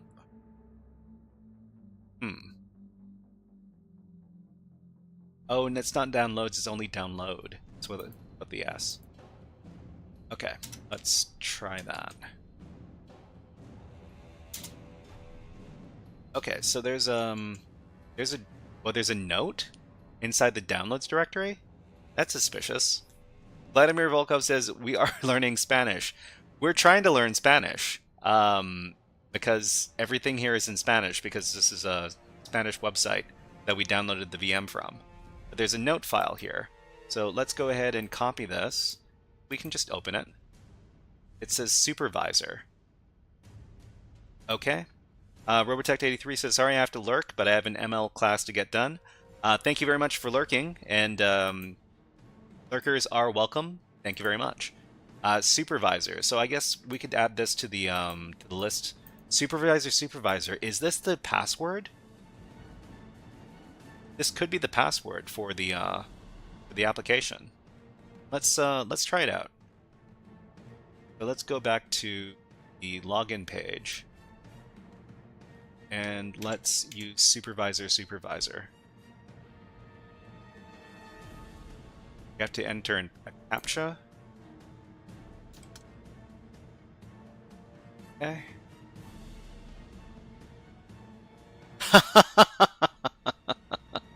We're in. Well, okay, we're not actually in. We're in the in the application because they left their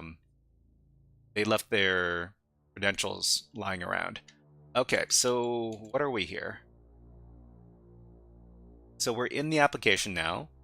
I still can't read Spanish, but it looks like we do. Can you translate? Is it going to translate properly? Okay, administration, add something, manage, add open company supervisor session. Okay, so we have a web app, and if we can find some. We're in. Shall we play a game? How about global thermonuclear war? So we just need to find some way to run the global thermonuclear war utility, and then we can win. Yeah. Okay, thank you very much for redeeming that, Ayanashi. Thank you. Okay, so if we can somehow upload files to the server, we know that it is running ASPX, and if we can upload a malicious ASPX file, we can get access to the server. So what can we do? So manage, what can we do here? Administration service of the applications. Server administration applications, okay. Got settings over here. There's so much stuff to read. Juniper says thermonuclear what? Global thermonuclear war. So if you know about the War Games movie, it's some kid, some high school student accidentally starts a simulation of a thermonuclear war, and the computer decides to take over and try to launch nukes. It's a pretty interesting movie. It's called War Games. It's from like in 1983, I think. It's really old. Okay, so digital warehouse, prosecutor, delivery, digital format services, server of applications, mail settings. I can go ahead and see if I can find any interesting information in each one of these links. So mails, okay, so name of service, outgoing mail server. Okay, so I don't think I can use any of this. So server, application servers. Got some use web server. Directory of the web application is this. So we've got some URL address web application. It's here.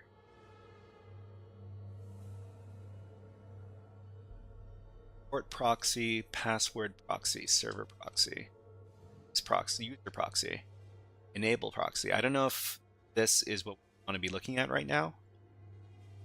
Go ahead and look at some other stuff. Digital format services. It's a lot of stuff. Delivery. File settings of mail providers. Folder directories.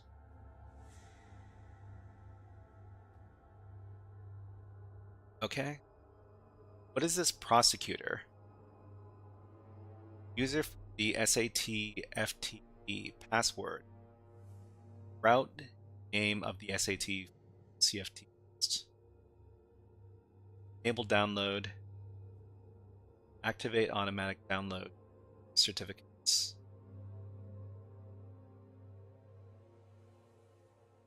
Okay. Let's move on. Digital warehouse. What is this? Index root.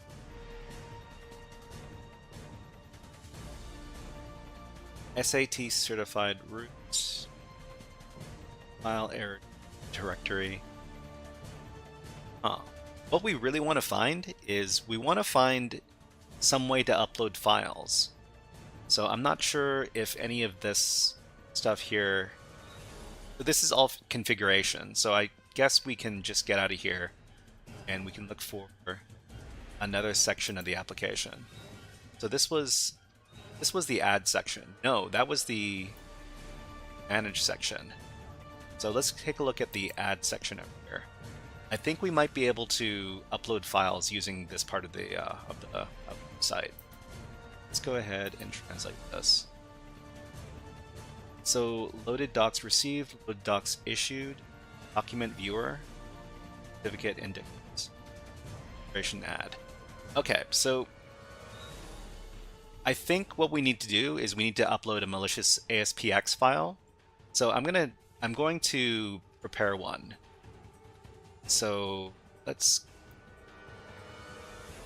go ahead and search for a malicious ASPX reverse shell. Okay, we've got one over here. Vladimir Volkov asks, can we add a user from the main menu? I don't know if adding a user on this application is going to add one to the actual Windows users list, but what I'm going to do first is I'm going to see if I can get remote shell access. So let's see. So this one over here, I'm just going to copy contents of this reverse shell file, and then I'm going to start creating the file. I'm just going to call this shell.aspx.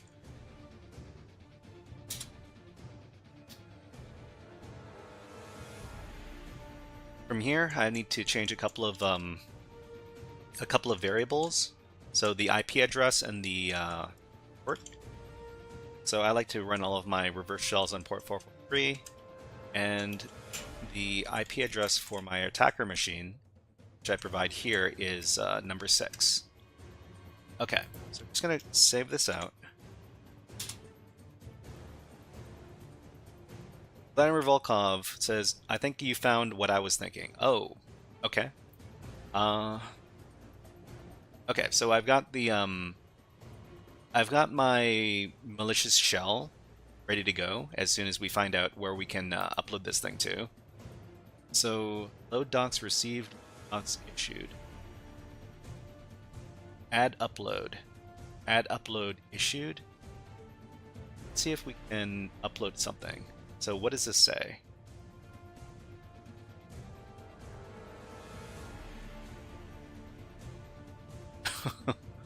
Select company. Drag here to load contents, documents received. So can we drag files in here and upload them? Okay, let me try this out. Dark Receptor says fire music. Yeah, this is from the Mass Effect 2 game. If anybody's played that before. Okay, so let's go ahead and drag document into here. Actually, do I need to drag? Or can I just... No, it looks like I need to drag something in there. Okay,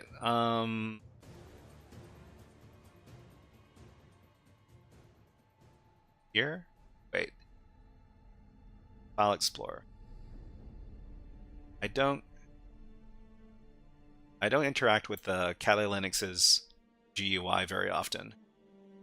Okay, so we're looking at file system temp, and to upload our shell.aspx. There's a problem. The company does not have an assigned RFC. It is not possible to work with this company. Please assign an RFC from the redefinition of your application. Okay, so what does RFC stand for? Okay, so I guess I need to create a company. Let's go ahead and do that. Admin section. So there must be a section for creating a company. So add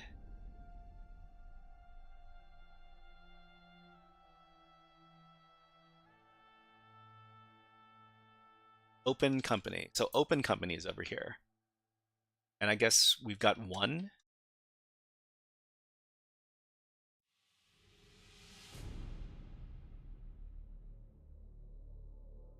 How do we add a new?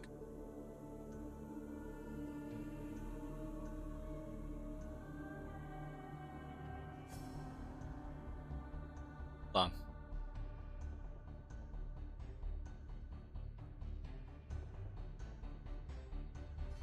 So add configuration.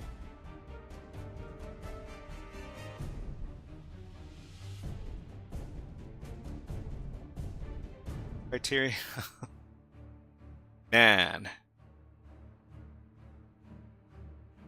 Add settings. So company. Can't select any old company.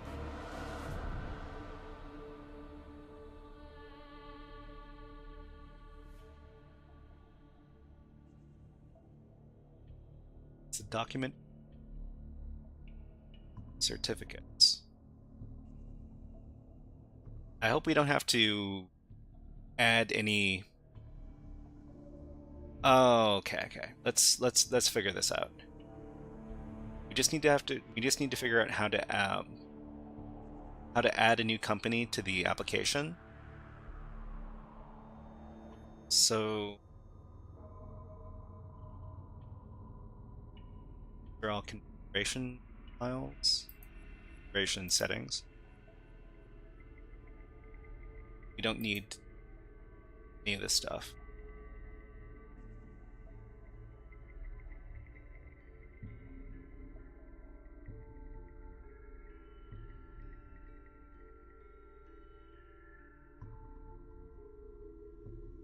What we do need, so this is the illustrator section. This is the add section.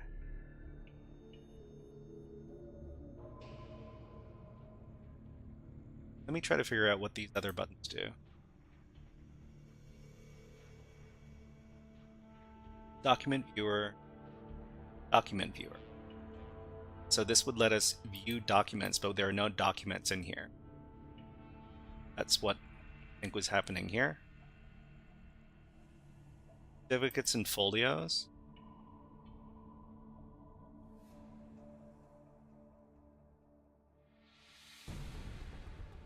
Import of SAT files. In this option, you can import the text files issued by the SAT of certificates and folios, or upload the public certificate of any issue .cer files.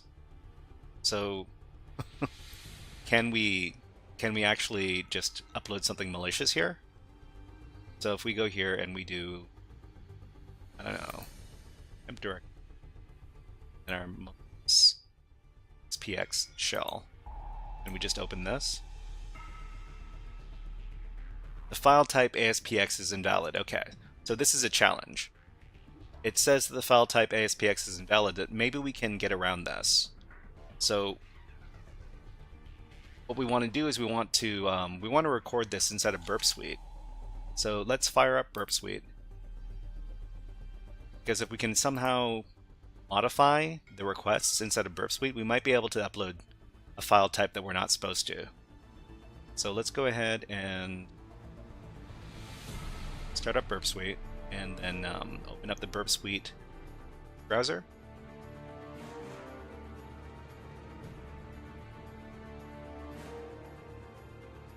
Okay, so from Burp Suite we go to proxy, open browser.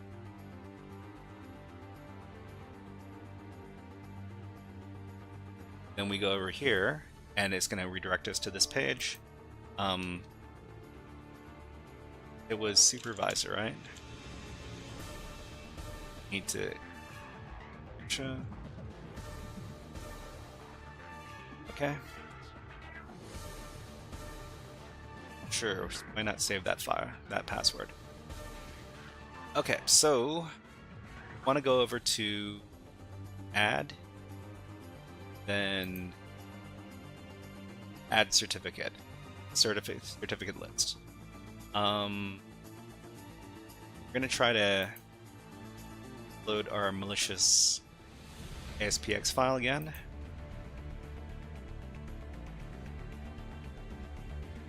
And it says that that file is not valid. Okay, so now it's recorded. So now that it's recorded, we're going to minimize this, then go over to our proxy HTTP history, and we can get this post request. So this is the post request that's trying to upload the malicious shell. We're going to send this to the Burp Suite repeater. And in the Burp Suite repeater, we're going to try to figure out if we can get around the upload filter. So the upload filter,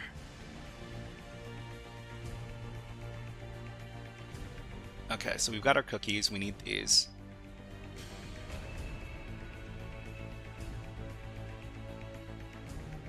We're going to change the content type, and we're just going to call this, what is the content type? Text files.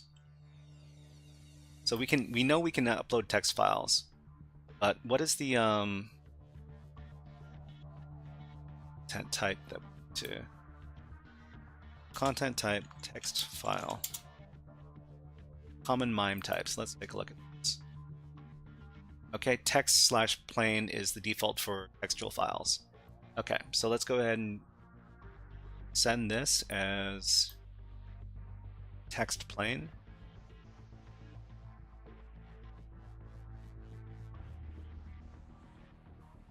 Okay, and see if we can get this through. So let's go ahead and send this. Response, say.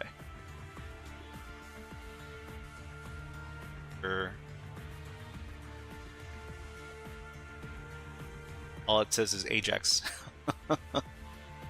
I don't know if this went through or not. It did return to us 200 OK. But let's... Oh, wait.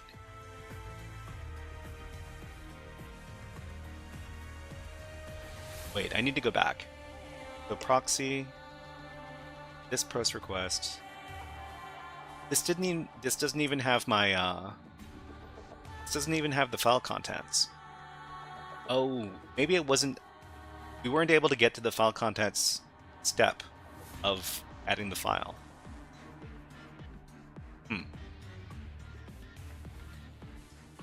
Okay. Alright, so what should we do next then?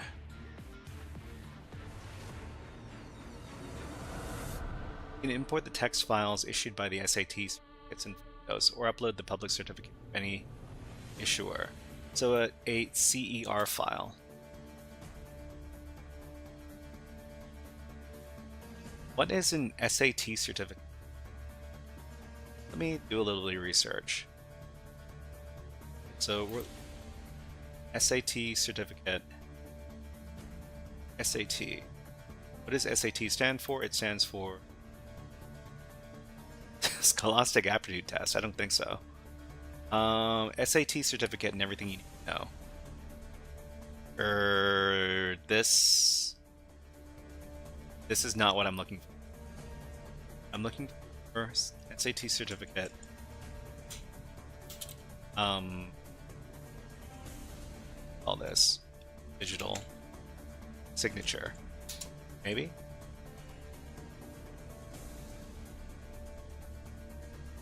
SAT certificate digital signature refers to an electronic signature generated using a digital certificate issued by the Mexican Tax Authority, otherwise known as SAT, which allows individuals to securely sign electronic documents like tax returns and invoices online, essentially acting as a legally recognized digital equivalent of a handwritten signature.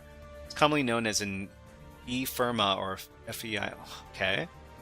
This is, I didn't think I would be learning about Mexican tax applications, but here we are. So how do we get one of these? So obtaining a certificate. To get an SAT certificate, individuals to register with the SAT, provide identification documents to receive their digital certificate, which includes their public and private keys. Okay. So what does a .cer... Okay, so these are .cer files. Let's take a look at an example. Sample certificate files. Okay, let's take a look at...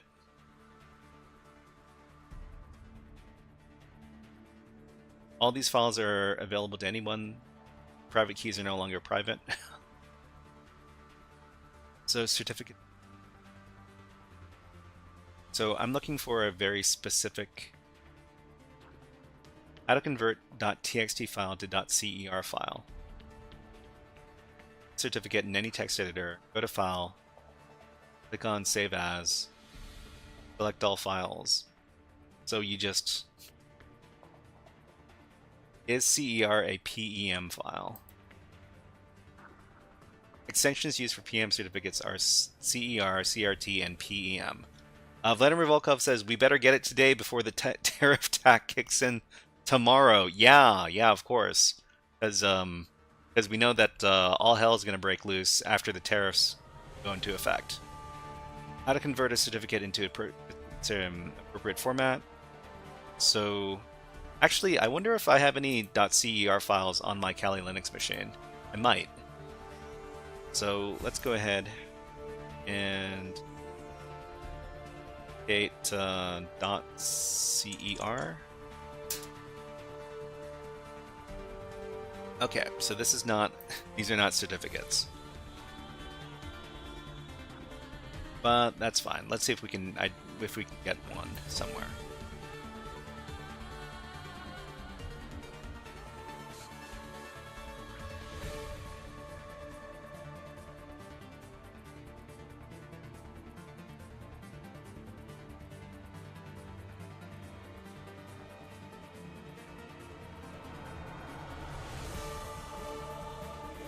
Common formats of tips of the day. Remember to drink. Yeah.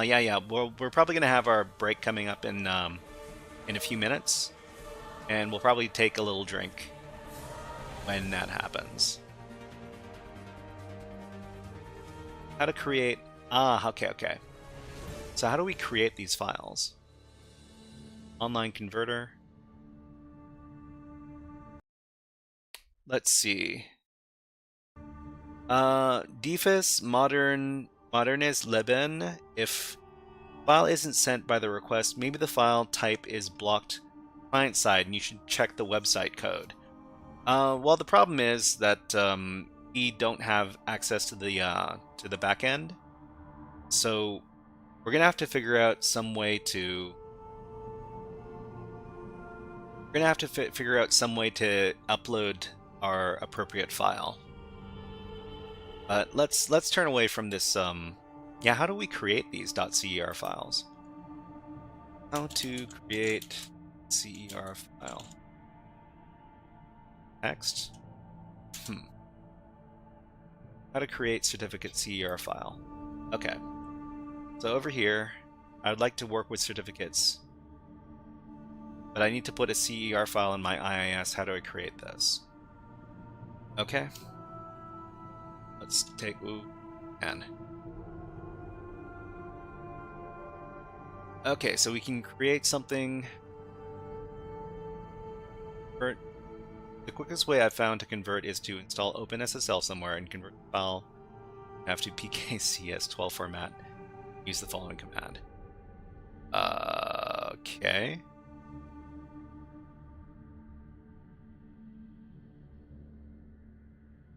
So we export it as the mycertkey.p12 certificate.txt. I don't have a certificate.txt. Maybe I should just go back to the application and keep on poking around. So SAT files, right? So these are certificates from the Mexican Tax Authority, which I don't have access to. Document viewer, there are no documents. Load documents received. Viewed this one before? Select. What's this? Select company.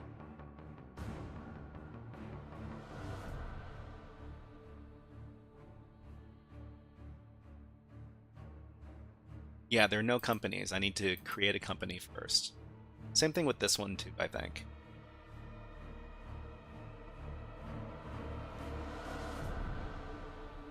So is there a option to create a company? Open company. Well, open company, you don't have a company, right? Add settings.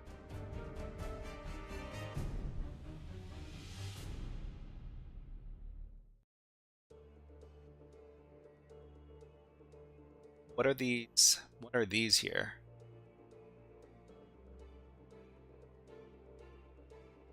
Available indexes. The number of files shown corresponds to the sum of the files with add validation.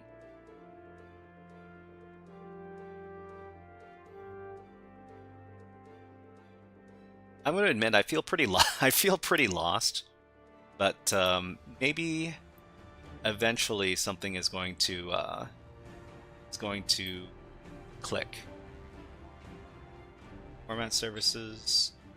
Okay. So these are all of the configuration things. I don't need to, these are These are settings.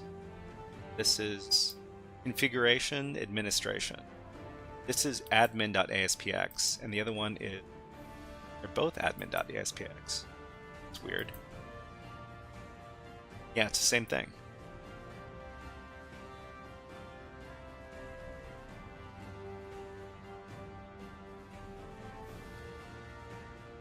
This is home. This is the admin page. All the configuration stuff. This is adding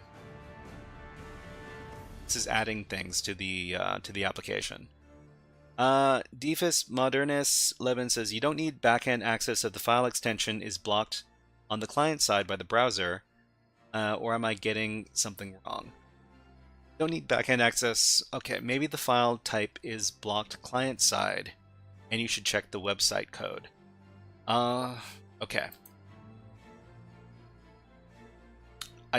Okay, let me take a look at this again. So this section, this page here, lets you upload .txt files, .cer files. Let me see if I can upload a legitimate file first. So I should probably create one. I'll just create some text file. Echo have file upload, and I'm going to test.txt. And let's try uploading this.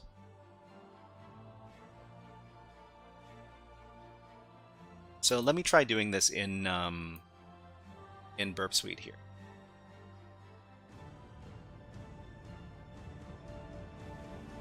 So we're just going to test.txt, and we're going to try to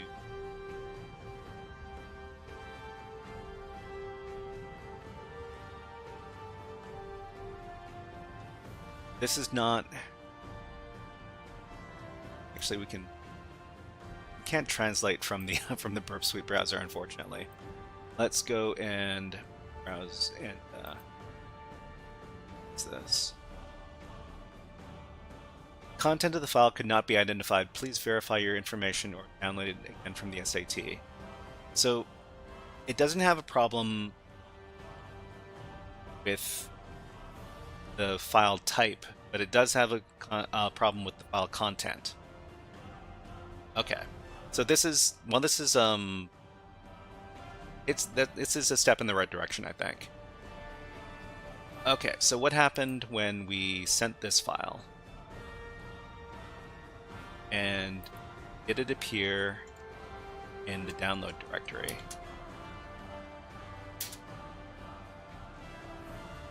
So it did not appear in the download directory. To parent directory. Okay. Alright, so this wasn't successfully uploaded.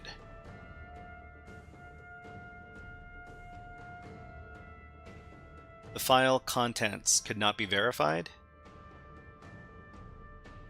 Alright, so we've got a little... Frank Diaz says the page is about I'm not sure. It's the import for certificate files. Yes, yes. So I just need to... I'm not sure where I would get a legitimate certificate file. That's one problem. Okay, we've got ads running on Twitch right now. Let's go ahead and take a little break and watch some birds, have a little drink. We'll be back in about a minute or so. Evil Genius 077 says, good evening. Good evening, Evil Genius 077. Nice to see you here. We're just going to take a little break for me to have some water. Back in a little bit.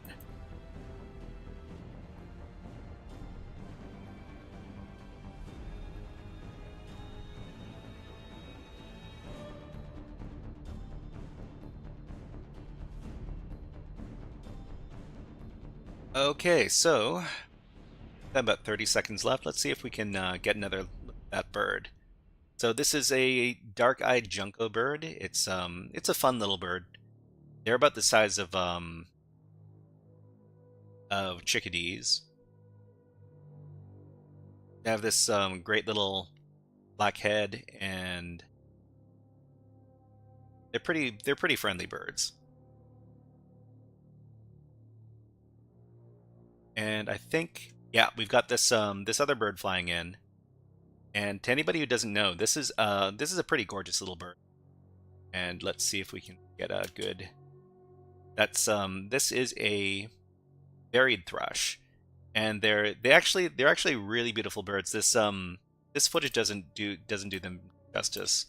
Let's just look up what these guys look like really quick. Let's look up the varied thrush. They look like this. They're very beautiful. Anyways, that was a great little break. Let's get back to the hacking. So we need to figure out how we can get around this this filter right here, where it says it wasn't able to identify the contents of the file. So we need to get valid SAT files. I have no idea. So let's try Googling around a little bit more. So SAT Mexico hacks.cer example. Signed documents with the signer held Mexican SAT. Provides Mexican taxpayers with a certificate file and a private key file that they can use to sign documents. How to pay taxes.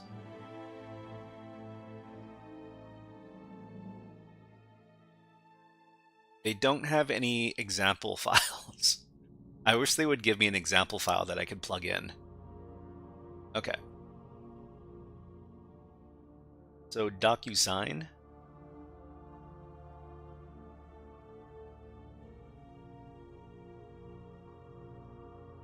So for information about how to get SAT certificates, they've got this page over here.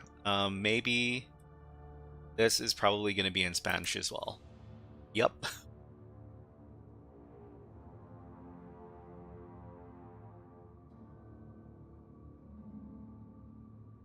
Does it give me the option to translate this page? It doesn't.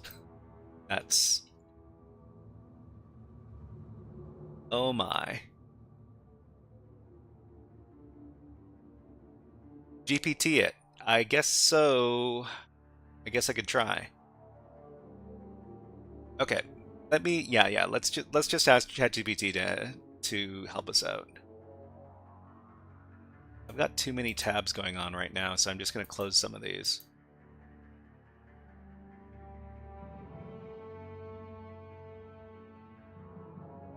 Steganography. Stag. Go CTF. I'm types. Where's my ChatGPT? There it is. Let's see. I would like to see example contents.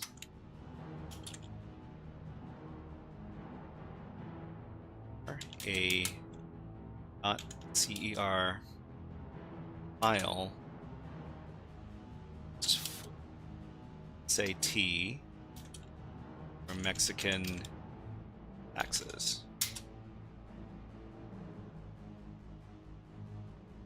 Okay. Oh, okay. So it looks like an SSH key.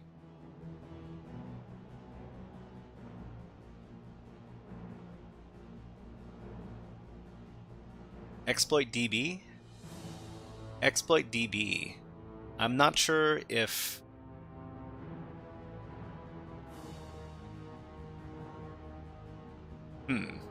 I wonder if we can make malicious CER files. I'm not sure if we can. But it is something that sounds interesting. Let's see. Maybe something like MSF Venom.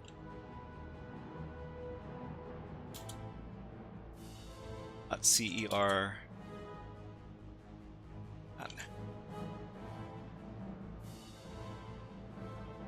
Okay, let's see SM formats. Let's take a look over here and see if we can find that particular format.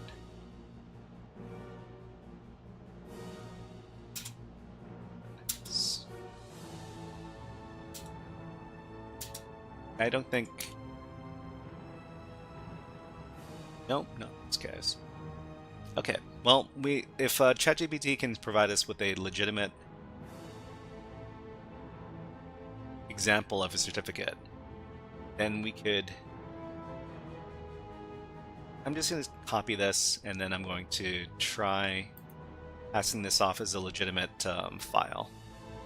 So let's go ahead and create a file, example.cer.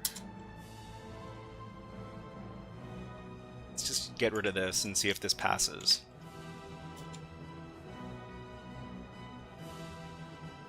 Okay, over here, let's try uploading this file. There we go. Okay. So it says, there's an error with the document, right? Let me confirm that.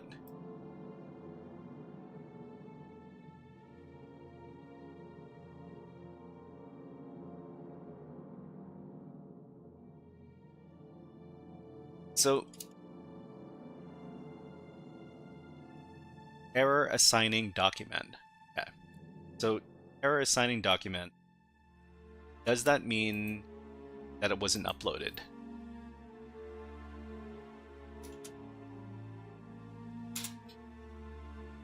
No? So there's this download directory here. If we could somehow upload to this directory, then it'd be really great. Download directory. Let's try. So we've got this netexec stuff over here. Let's get out of here. There's nothing in this dump.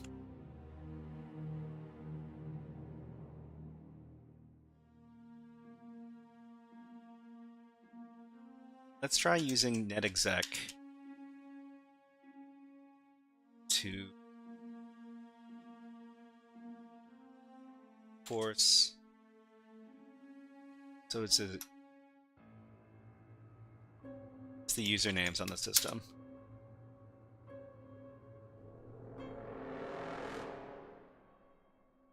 Okay, so, so we were able to get all the usernames on the system over here. So these are all legitimate usernames. Let's make this list.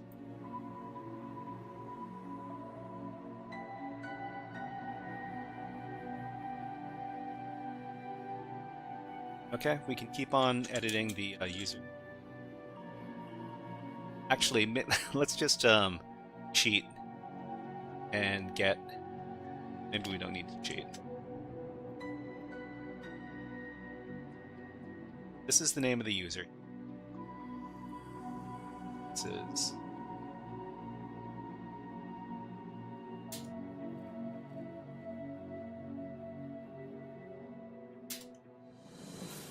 You already know about this user. Sorry. Default account. This account. This user. I already knew about this user.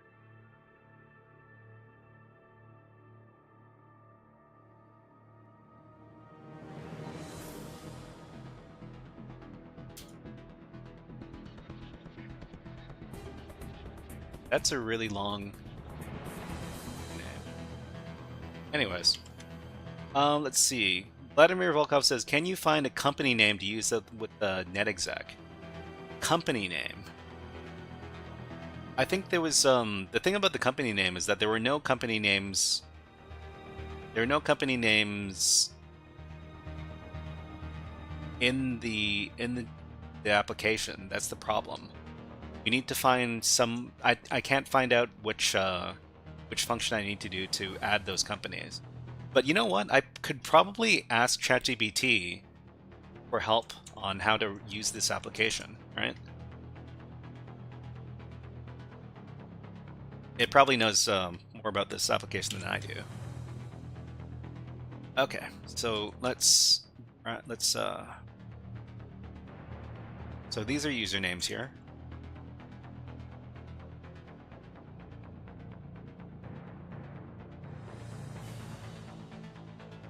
So this is duplicate limits.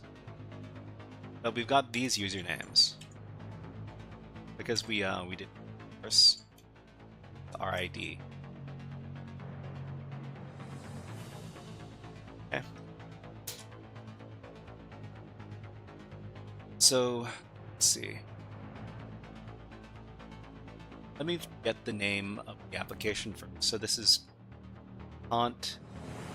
Pack E. Let's ask ChatGPT.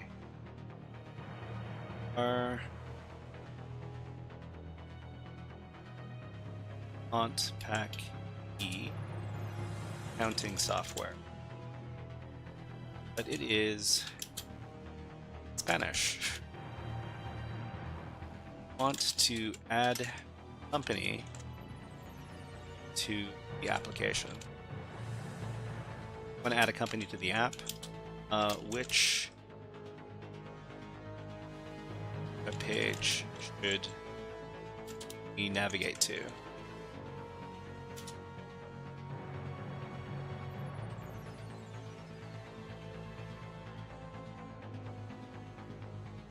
Okay, so to add a new company, to follow these steps, access the Empresas menu. Navigate to Empresas menu and select Empresas. Create new company. Click on the Nueva Empresa.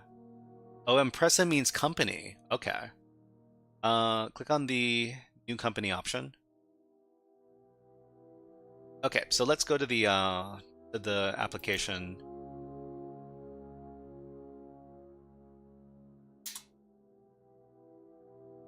Wait, we can. Why is this listable? This shouldn't be listable. Okay. Anyways, let's see. Site master. What page was it recommending we go to? Empresa menu and select Empresas. Nueva Empresa. Provide the company name. Specify whether it is individual or legal entity. Choose the type of catalog. All right, let's see if we can identify this endpoint here. So, got some of these.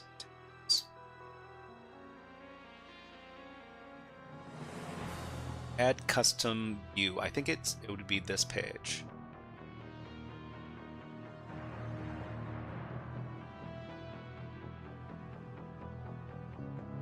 There's a problem with the application.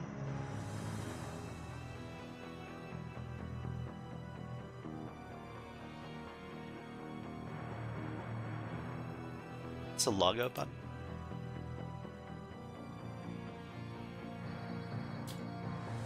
Let me just go to the application top. So there should be a...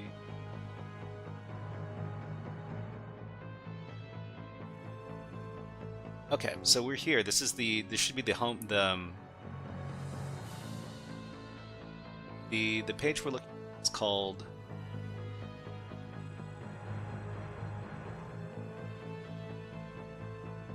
go to the Empresa menu.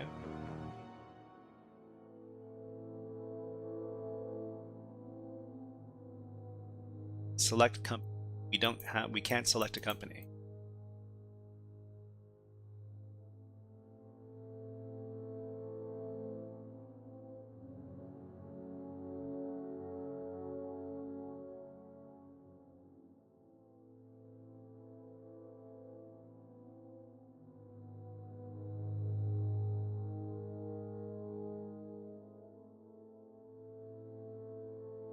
Yeah, I don't see an option to add a company here.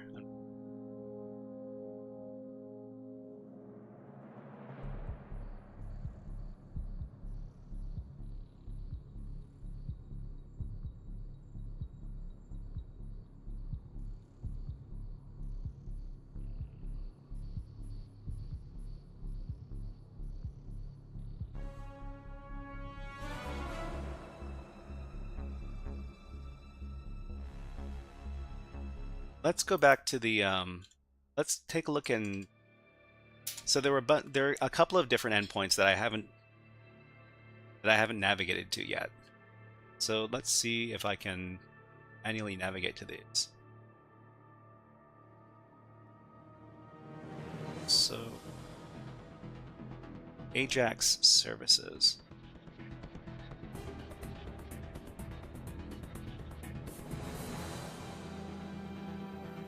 Okay. Let's try looking. I wonder if there's some sort of exploit associated with the software. So, font, Peki. Let's just look for an exploit and see if something happens. Okay, so unquoted service path. Privilege escalation. Was this what I was what I was supposed to be looking for all this time? Okay, let me just try to search exploit for a second. So search exploit. Let's just look for everything compact key. All we've got here is a local privilege escalation, and that's not gonna do it for us. But we could save this for when we actually get on the box. So we can go ahead and take a look at some of these other exploits. Admin privilege escalation. Let's take a look at it.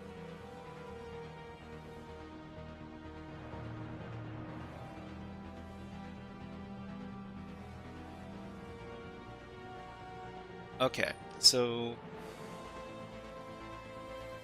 let's look for a GitHub.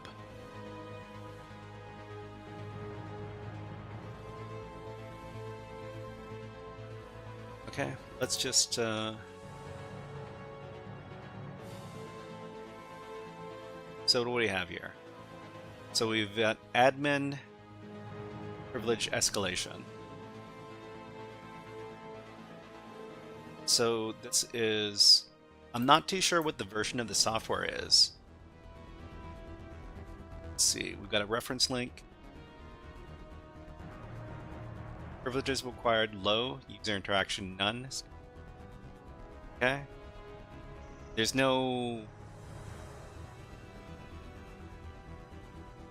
a reference link. Exploit DB. Let's take a look at this. So this is the same thing, unquoted service path. But the problem is that this is you actually have to have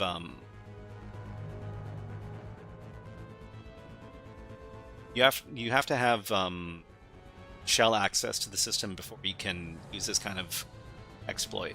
So it's kind of useless to us right now.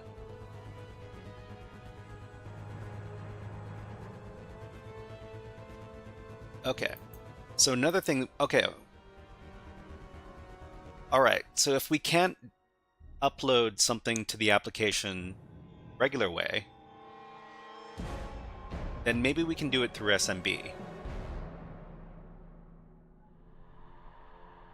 So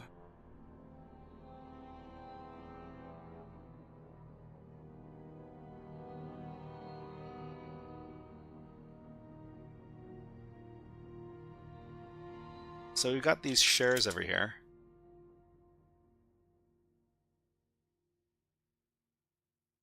And we've got read. So I'm guessing that this compact directory over here is the web application.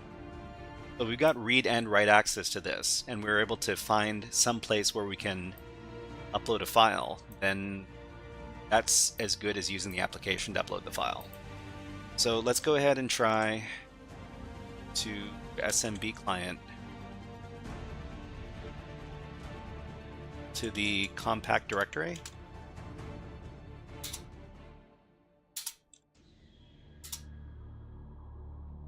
So there's the Dex, the Empresas directory.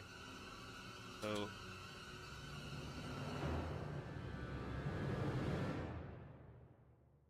Tip of the day: remember to take little breaks. Yeah, we'll be taking a little water break in not too sure, maybe about 10 or 15 minutes.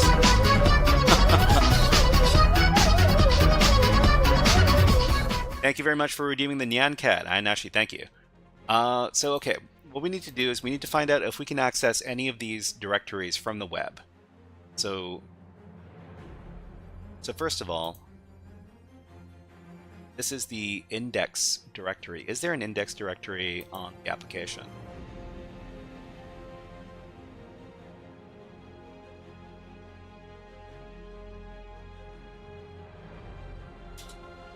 So this doesn't exist.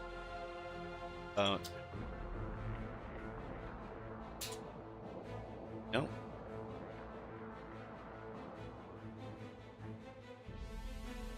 Index management directory.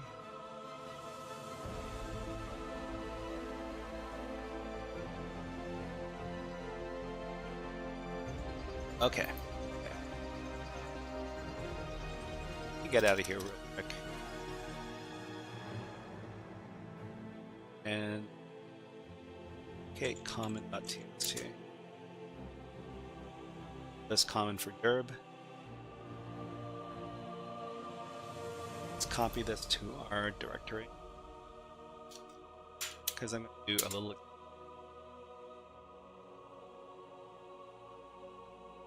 So over here, there are these files over here. Index management. I have no idea what this word means. Let's spaldos.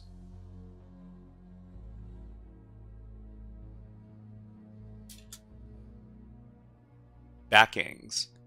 What does this mean? Backups? Oh, it's backups. Right. Somebody mentioned that earlier. Spaldo. There's nothing in here.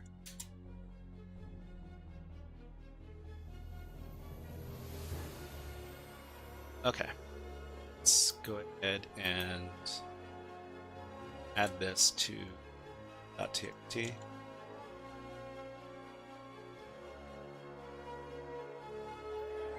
It's actually pretty long. Let's add it to the beginning of the file.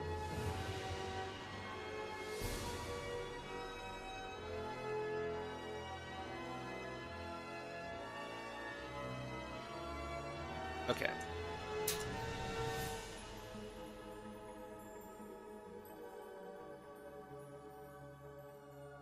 Okay, we've got all this stuff over here. We'll leave this running for a little while. But in the meantime, what is this CSD directory?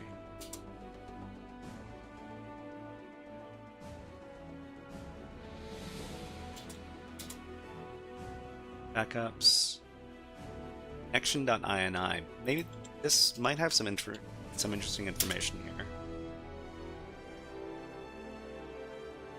I have no idea what kind of file this is, but I'm kind of interested in getting this as well.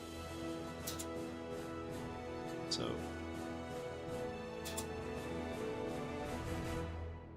this is the company's directory, I think.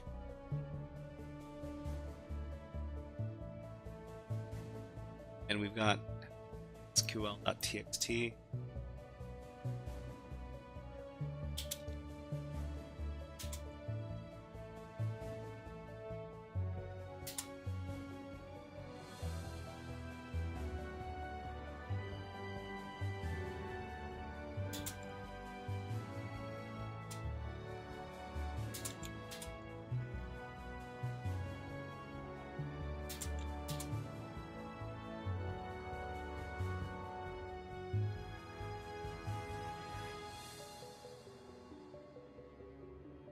Start adding some of these to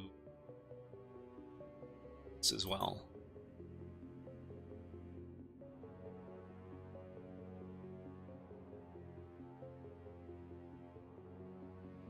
Web config scripts.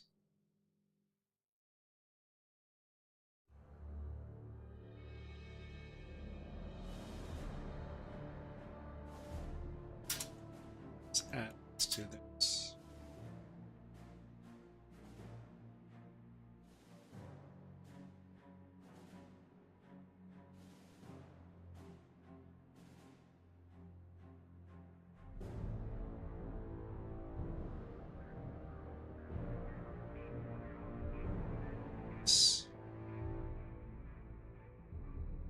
App data.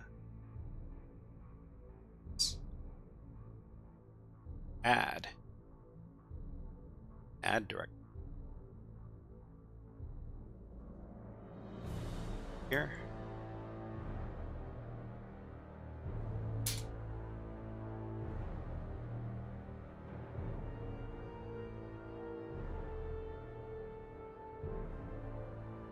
All this stuff is indexable.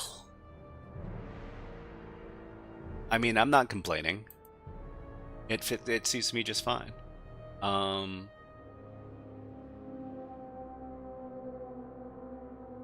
But what are these? Okay. So derb has been pretty useful. So there's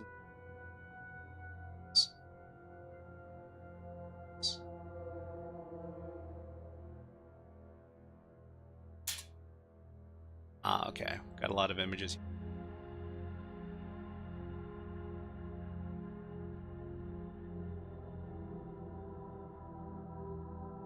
Can we snoop around in? IMG scripts web.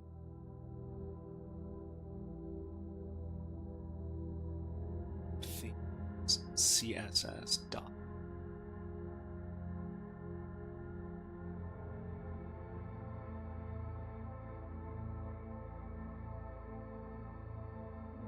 All list of.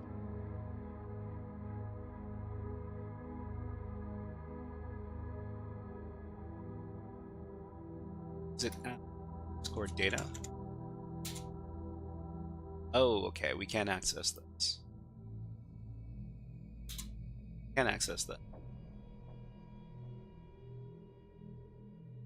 These are all site master. Doesn't exist. Okay, so if anybody has if anybody has any suggestions for where we should investigate next, I'm welcome to any suggestions. So this is uploading certificates.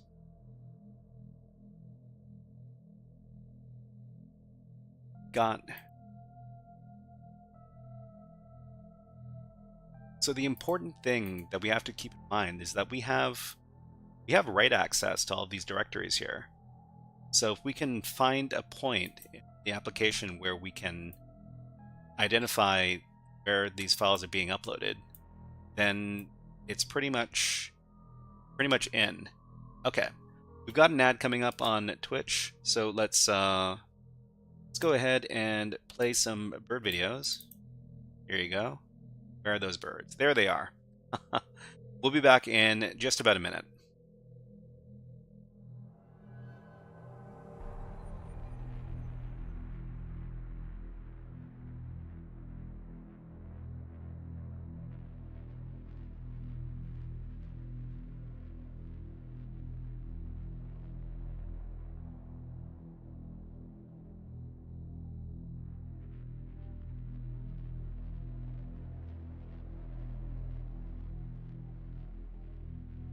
So he's going to test out all these peanuts.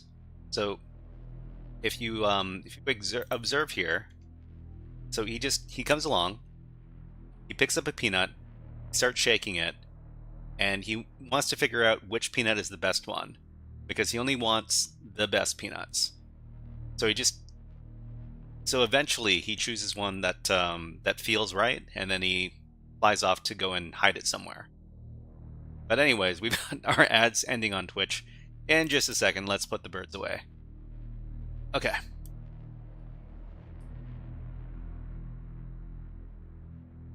So, let's see.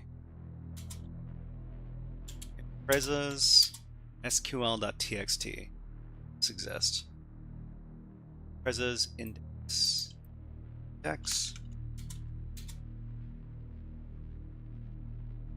CSD index management. Index management.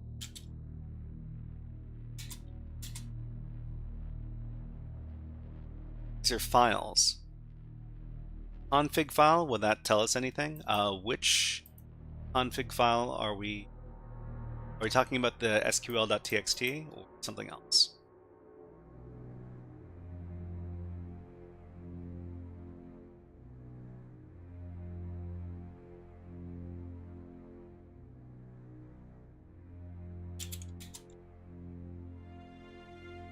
Index, what's this? Yeah.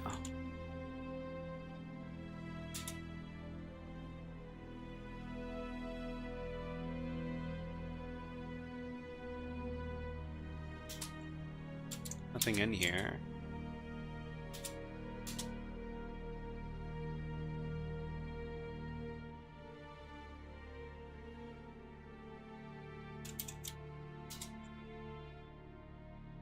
Manage CSD. So this was all inside of the X directory. Other directory, companies here. I bet his tree is full. You mean the bird? Well, I mean these guys format, digital format. These guys hide those peanuts everywhere.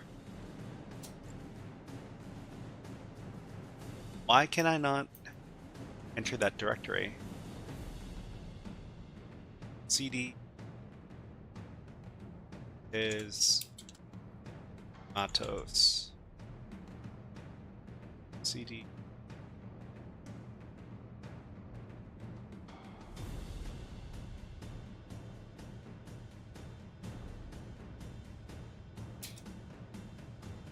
Huh, can't find that path.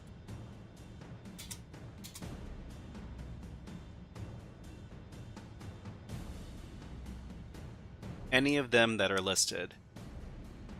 So there's this directory is too full.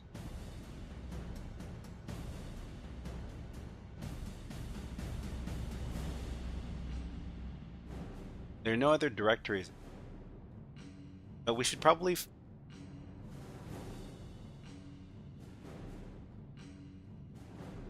figure out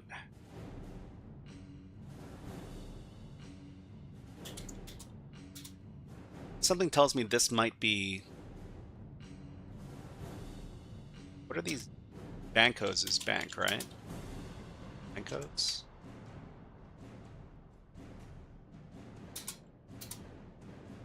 My reports, right? Yeah, I can't enter any of these directories to have the this space.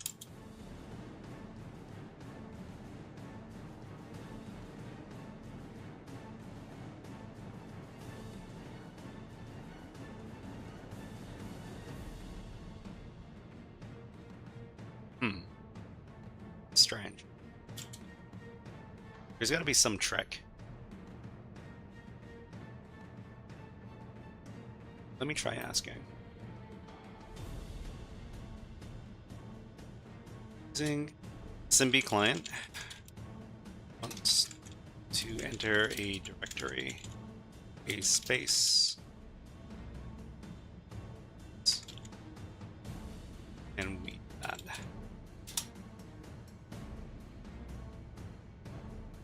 Use quotation marks, okay. That didn't work. Escape the space with the backslash, I've tried that. Use tab autocomplete. Also didn't work. Inside the session. Okay. Let's see. Vladimir Volkov says, there's a lengthy delay from commenting here and it appearing on the screen. The delay shouldn't be all that long. I'm pretty sure I've got the lowest amount of delay on my YouTube live stream, but let me check. Go ahead and check on that.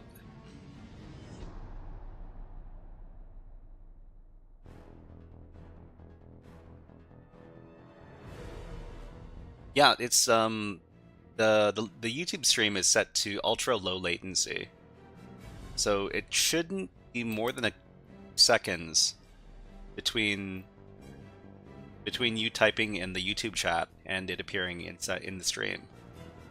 But you'll know that your message has appeared because you're going to see it on the screen above my avatar and above the HMV Windows Run As text over there.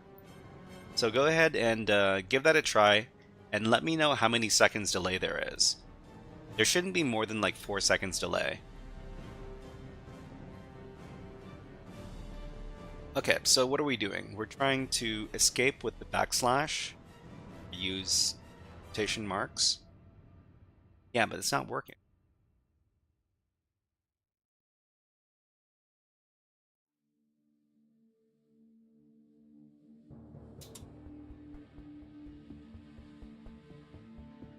So, and actually says test. Yeah, it appears pretty much instantaneously. Actually, you know what? I can test this as well. I can put in a test.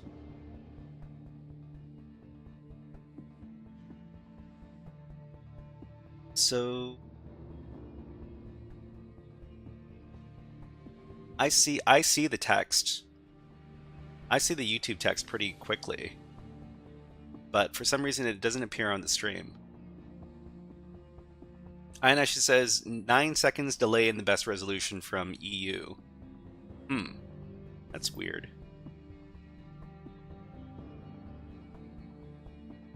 Okay, so let's go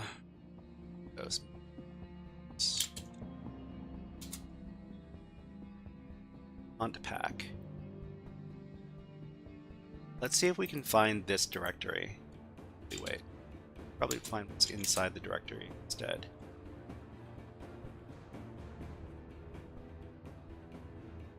Okay.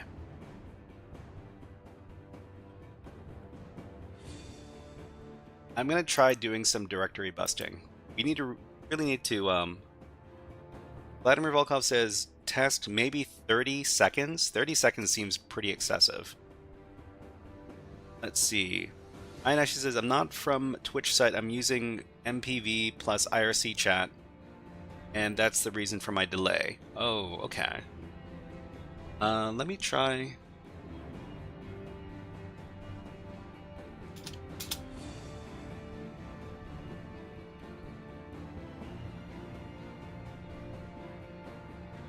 Yeah, for some reason it doesn't appear in the overlay chat. That's weird.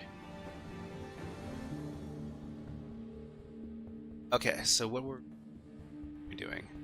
I think we were trying to figure out. So I'm just going to make my own copy of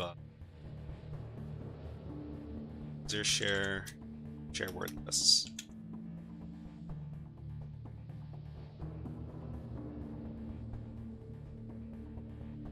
List 2. Medium in our own directory. I'm going to start editing it.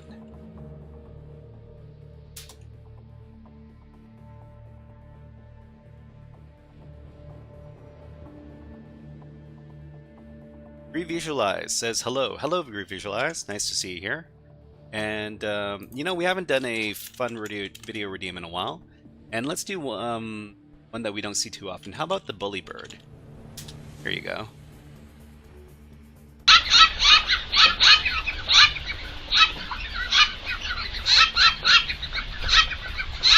Vladimir Volkov says, I'm only noticing delay on your screen. It's instant to the chat. Yeah, it's it seems like the YouTube chat isn't appearing on the live stream. So I'm not too sure why that is. Cypher Enigma says, good evening. Good evening, Cypher Enigma. Nice to see you here. Let's give you a Hack the Planet. Hack the Planet. Thank you very much. Hack the planet! Hack the planet! Shut up and get in. So we haven't done very much Go Buster, but I want to figure out the directory paths on this particular application here.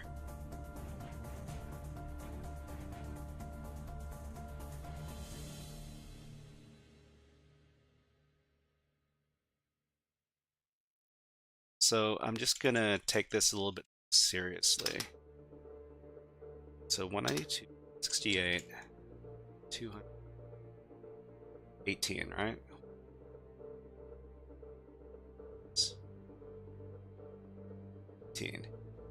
On port 9081.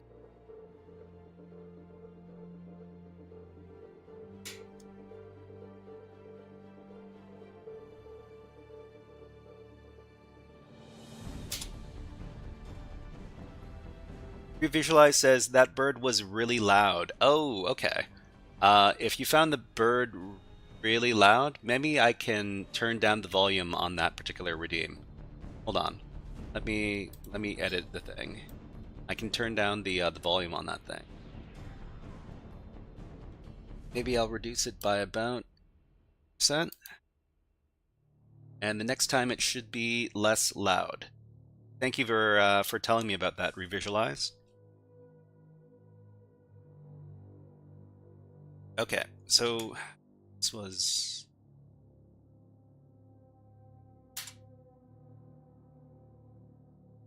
Okay, so we found a default.aspx, found an images directory, download directory, doc directory, scripts directory,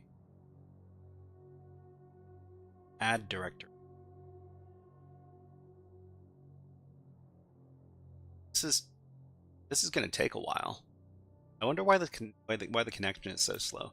So something else that there's a docs directory. Let me check that out.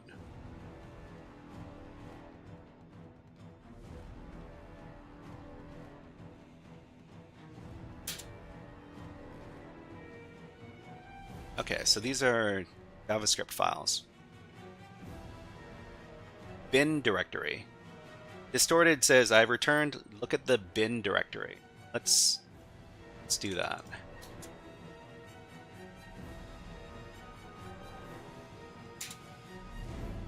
It's not. Can't access it. Okay. Yeah, status 403. Right. We don't have. Can't access it here. So there's an ab. How about this? Well, there's also a scripts directory. Maybe we can check that out too. Scripts. This is a IIS server, I'm pretty sure.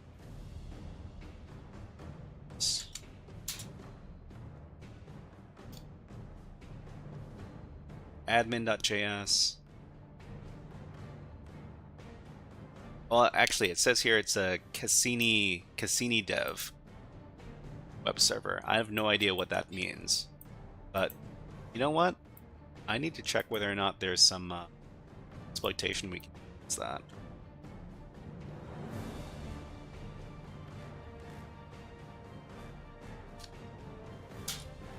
Nope. Here. So CSS IMG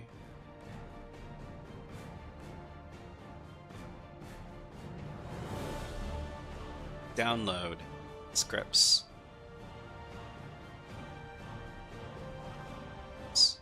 IMG app themes. Might as well check it out. App themes.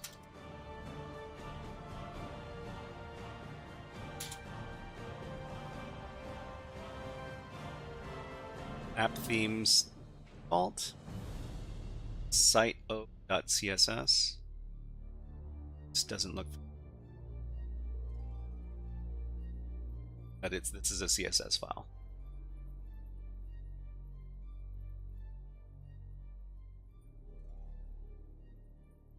Download directory.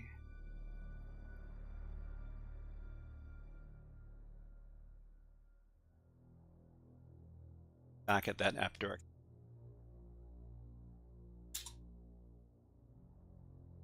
So there are no directories.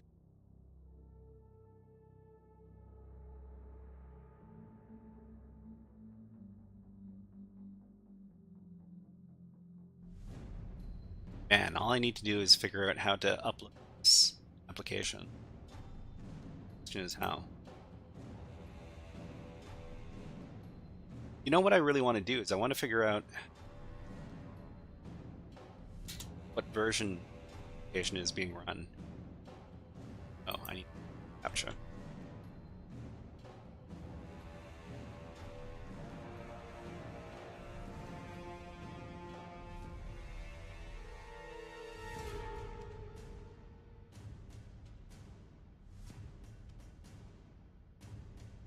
So inside, this is the .aspx.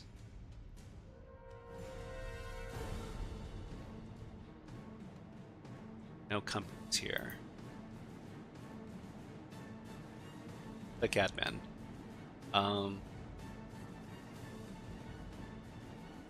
Got some.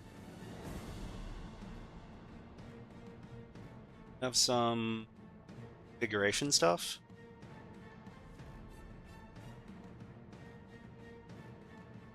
I wonder why the application, why the web browser. Okay, no, we can translate it. Spanish thing.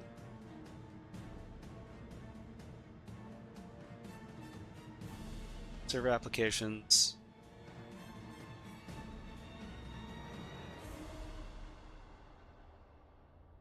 So directory web application is here.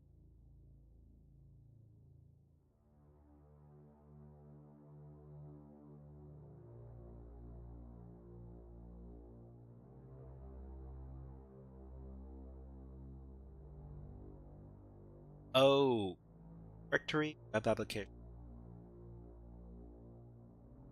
Hack server HTTP default.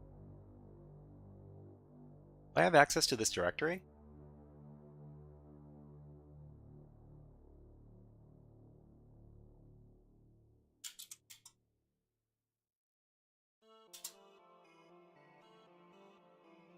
This is the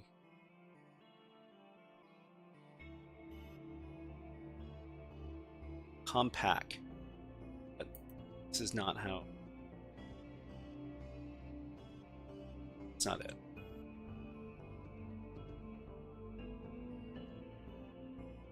Unpack. It's the same spelling, but it should be in another direct. Sorry, I need to take a little sip of water. Hold on.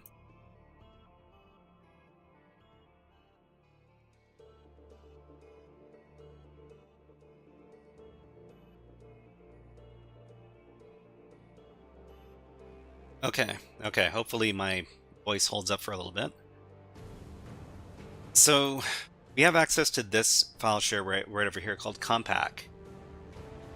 We get in here as the actually, you know what? Maybe I should fuzz. I should fuzz for some other users, because they might have. Yeah. We need to drink water some more.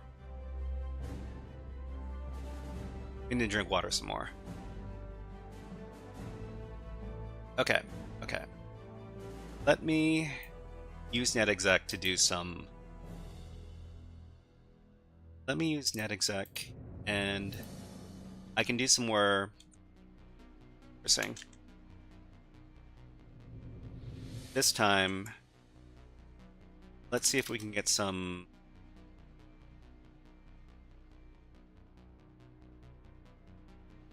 We'll just use the users.txt list as a list, and we'll use raw queue as the and see if we can brute force some other user accounts. Vladimir Volkov says, "Who is plus URL on the CLI? Who is plus? Who is plus? Where?"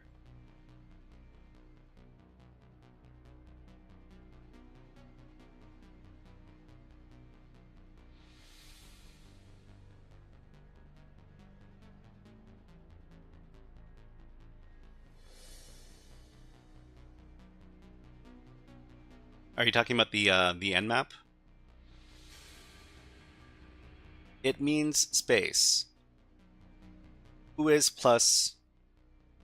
Oh, okay. Who is URL on the CLI? I'm not too. I'm not too sure what that means. Could you repeat and elaborate? I don't quite understand. Okay, so we've got all of this stuff. We're trying to do some brute stuff. Just a second. So user share wordless. Fuck you, txt.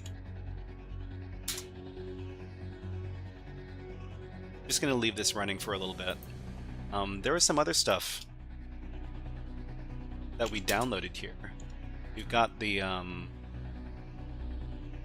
SQL stuff, your SQL.txt. Let's see what's in some of these files that we. Just who is.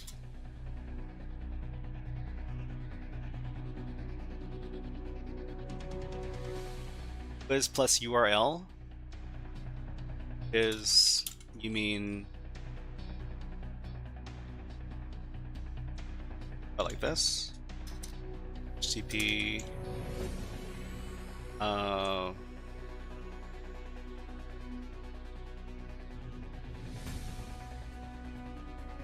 was that port? 90 something something? Let me take a look. 9081.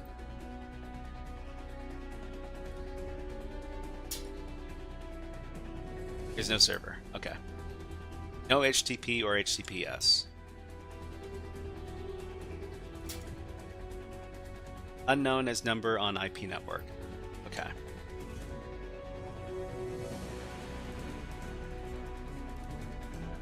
What am I trying to do? Some brute forcing. Oh, we need to do ignore WD attack.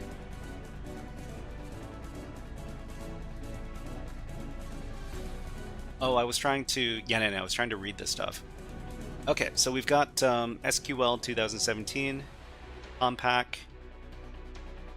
Wait, is this? Are these credentials? These are these credentials?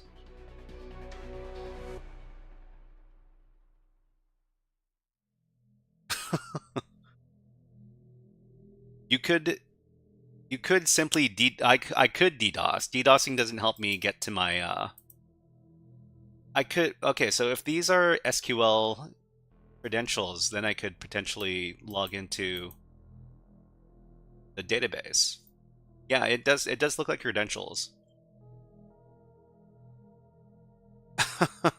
I like the way you think. I like the way you think? Okay. What was it? Just who is?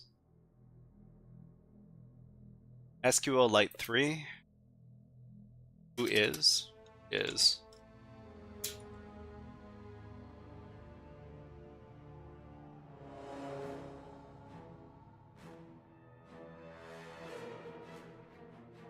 Okay, so got an nmap over here. We need to figure out where there's a. Oh, MS SQL is running. Okay, okay. So MS SQL, how do we interface with it? First of all, let me record the credentials we found. So.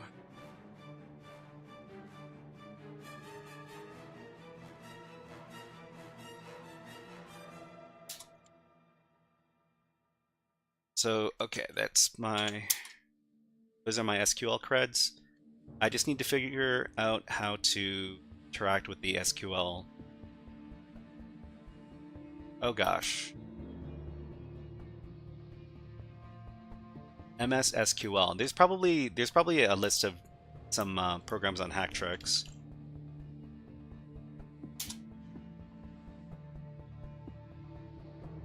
So it's SQL.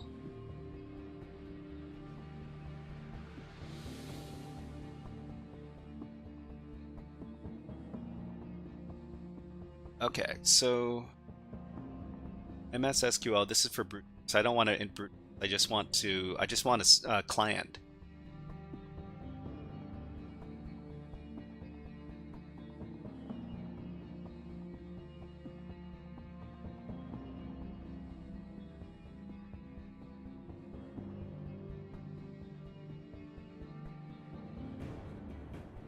Okay, so I think there was something in Impacket. Packet. SQL. MS SQL client. Right. There's a Python script. So that's locate and MS SQL and okay. So we can just use this program here.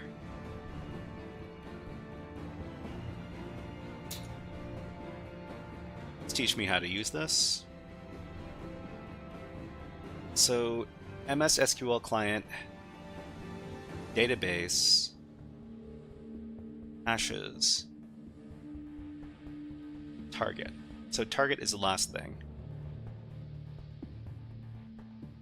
Let's see. Started says just connect to the MySQL port.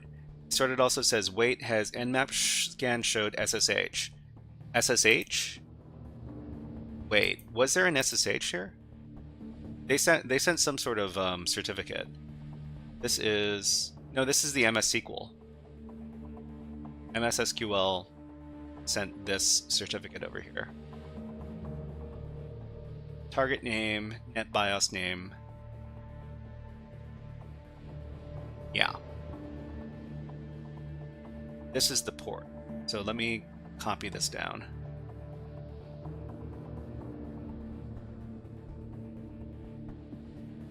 You can connect via GUI. So I don't... Which port would it be where I can connect via graphic user interface?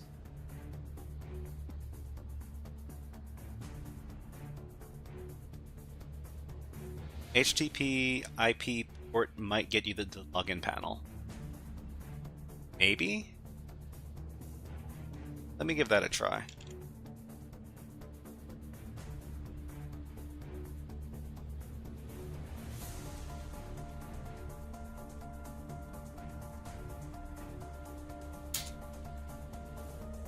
No, not in this case. Okay, let me see if I can.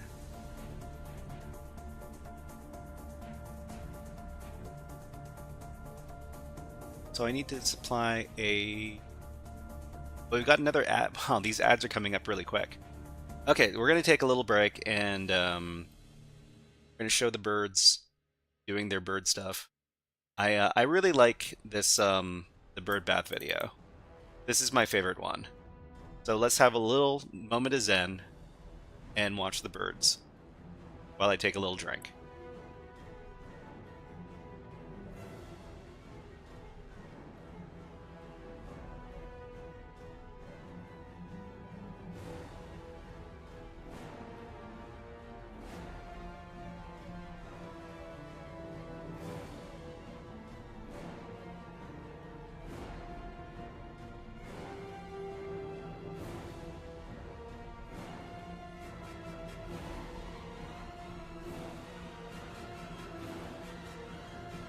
Okay, so because we were able to get the MS SQL credentials, if we can log into MS SQL as the SA user, which is the I think SA stands for server administrator, we might be able to run system commands from the MS SQL interface. It sort of says modern web apps are in for a rude awakening. Can you elaborate on that? Okay, birds away, and let's try to log in to MS SQL. So we need where do we provide our credentials?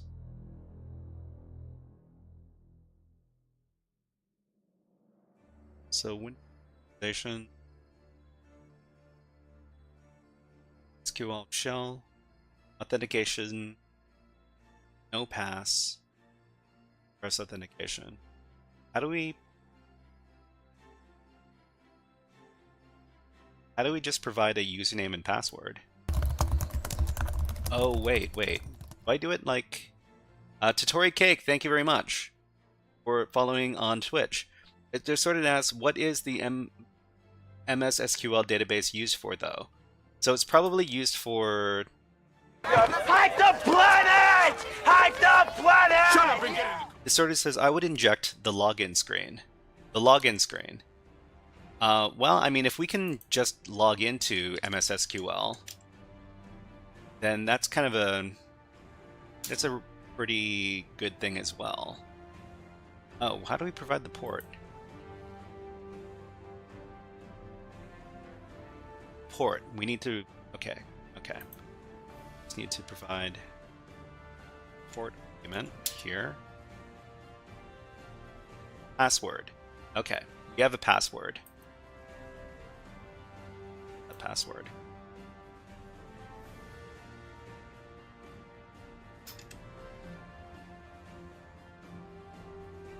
This over here. Okay, so we're okay. We're in. Get your foot out of my water. Just saying, right? Vladimir Volkov. Yeah, it looks like you. It is pretty delayed on your end. I'm not too sure. Distorted. Could you tell me if you notice a big delay between you typing on the screen and it appearing on the live stream? Let me just do a test. Let me just do a test from YouTube. Test.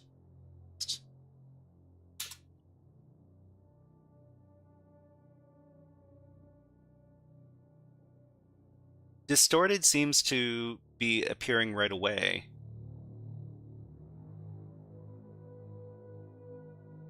But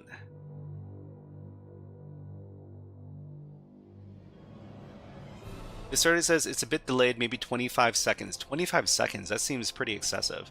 Okay, anyways, we're in the MS SQL. So what we need to do is we need to figure out if we can run commands here. Let's see. Let me try Hacktricks. Hacktricks has a little guide on how to run system commands from MS SQL. MS SQL. Let's see, command injection. RCE, right. MS SQL RCE.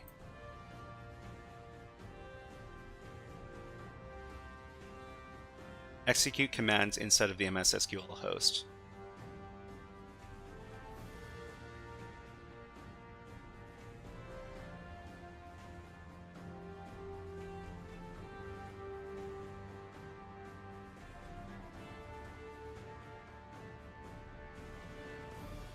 There was a certain function, right?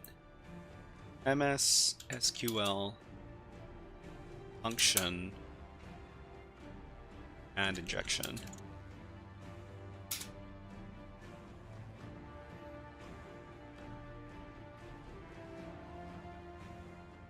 Let's see. What was it called? Oh, you know what? I'm gonna grab my notes. I've seen this before. I've seen it in one of the beginner machines, or Hack the Box. Hold on, I just need to grab my notes. So this was right up Hack the Box starting point. And I think it was called Archetype. Yeah. Okay.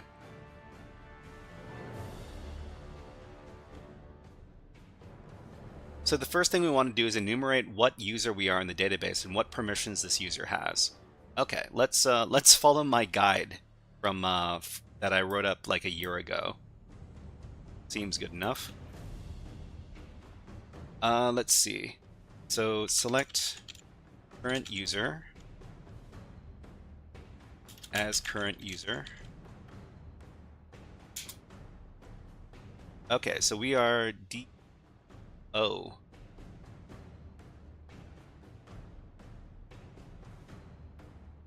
We're the DBO user, which typically has significant permissions on both database and server level. Let's check our database and server permissions now. Okay, so let's go ahead and do that. Exec SP server role member.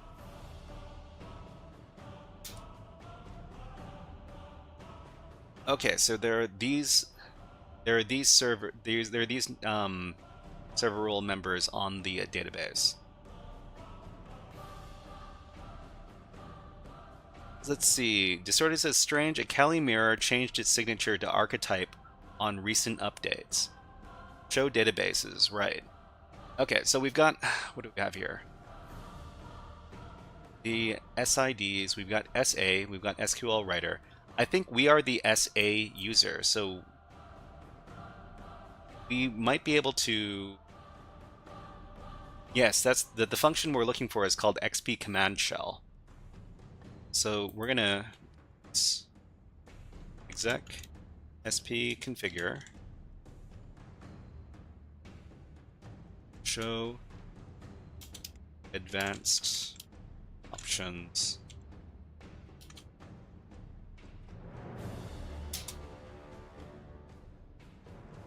Okay, so we can show the advanced options, then we can refigure, and then we can sp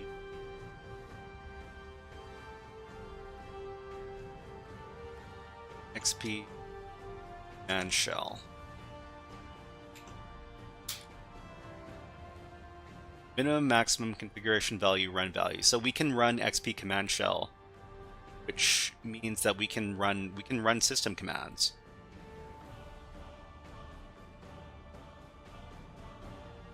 Okay, so configuration value, run value. So it's set to true, but just in case, we can set it to true ourselves. XP figure XP and shell 1. We can compare.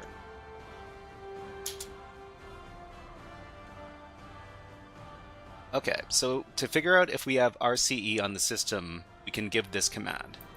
We can do exec xp and shell who am I.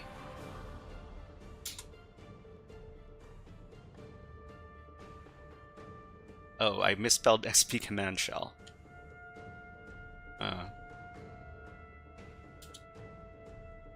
Am I?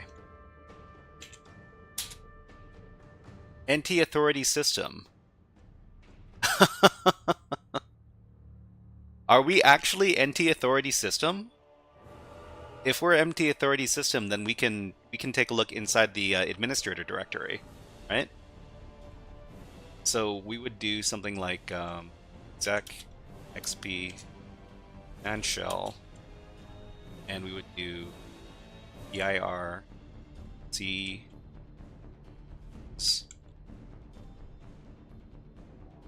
administrator like this. El sistema no puede encontrar el archivo. I guess it doesn't exist. Okay, let's just try looking inside the C users directory. So there's admin, compaki. Okay, so let's take a look inside the admin directory then. And then let's look inside the desktop directory. Root.txt. It's here. We have access to it. Yeah, it looks like we've finished. It looks like we've all but finished the exercise because we got access to the system as the NT Authority user. Okay, that took a really long time, but this is a good opportunity to pull out Mr. Scary Hacker Voice Man. Just a second while I set Scary Hacker Voice Man up.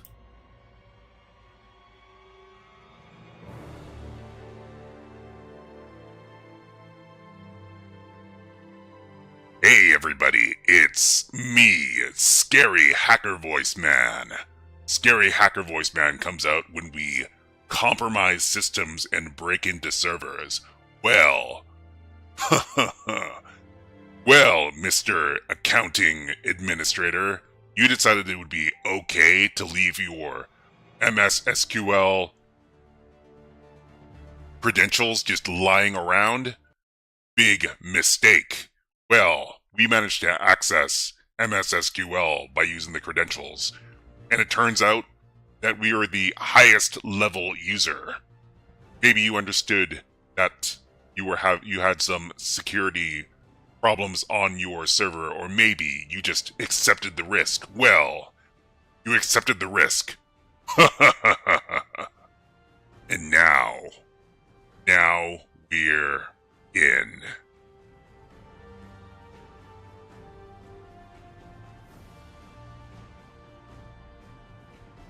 Okay, so we have access to the root.txt file. We don't need to elevate our privileges because we're already the NT Authority system user when we're using MS SQL. So I guess that's all she wrote for this machine. Of course, we could try to get access, like shell access to the system. I'm not too sure how well that would be. How well that would go over, though. Maybe. How would I do that? So this is a modern Windows system. So anything I upload is probably going to be deleted by Windows Defender if it's working. If Windows Defender is actually working on the box. So I could try to upload something like Netcat, but it's not guaranteed to work. But let me... Yeah. Okay, let me try uploading something. Okay, let's go over to here. Let's locate netcat.exe. It's over here. I'm gonna copy it over. This is just to prove that we can get on the box. So we're going to copy this.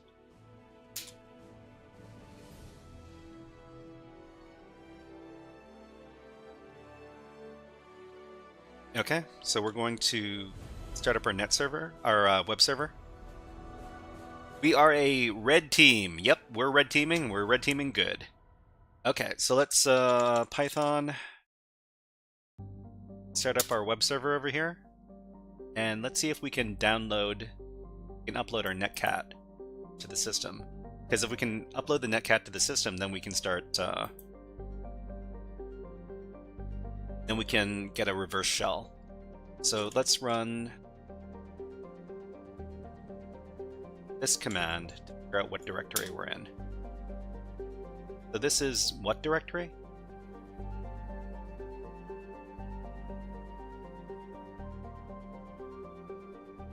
Currently in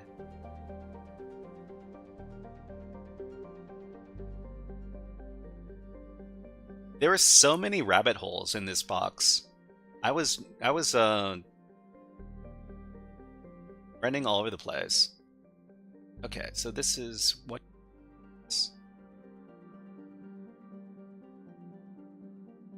this is the C users admin directory. Is this? No. This is the user admin desktop directory. No. This is the Windows System 32 directory. Okay. So I'm pretty sure, I mean, I don't know if I'm going to be able to download something to this directory, but I can try. Yes, we are here for moral support. Thank you very much. Thank you very much, Vladimir Volkov. And you know, let's. Well, I mean, we haven't finished the box yet, but let's do a. Ian actually says, "Hello. What did I miss?" We basically rooted the box because we were able to get access as the MS SQL user, as the administrator for MS SQL. How about this? What are you? I'm system root. Okay, so let's see if we can download Netcat to this box. Let me try. Thank you very much, Ayanashi. We're just trying the best we can out here. Trying to do. Oh no, this is not the step. On. To download with certutil here.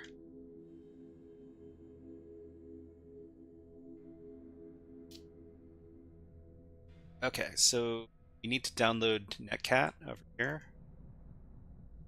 In my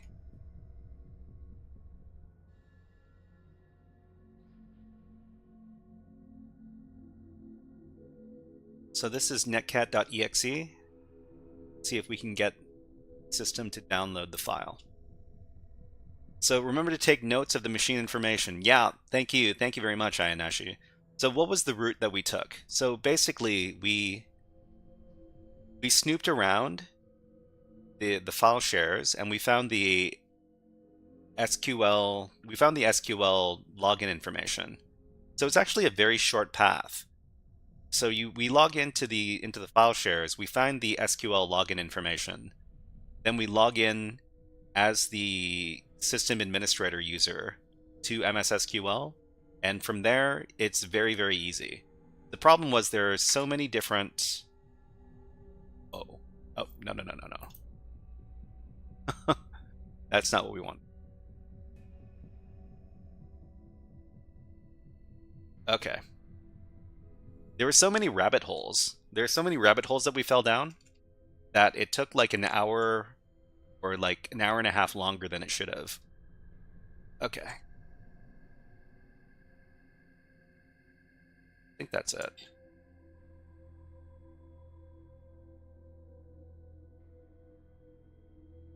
And we want to save it as nc.exe.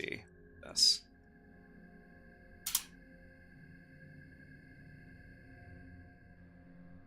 Wait. Oh, okay.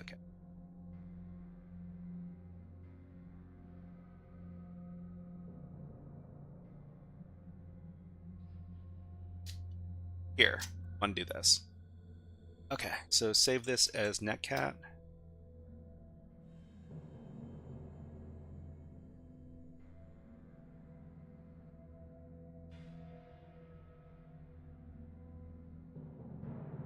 Plug in our Kali IP address. Let's do that.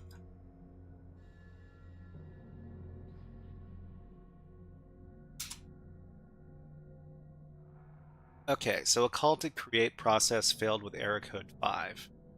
So there's some sort of error that happened when we tried to use certutil.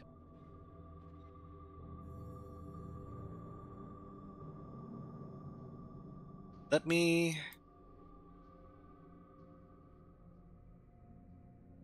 get some notes for another machine. Been doing this stuff. We've been doing a lot of potato exploits recently. I sure do love that potato. If anybody if anybody hasn't noticed, we have some potatoes on our overlay right now, because we've been using the potato exploit a lot. We don't need to use a potato exploit for this particular box, which is nice. Okay, let's try this.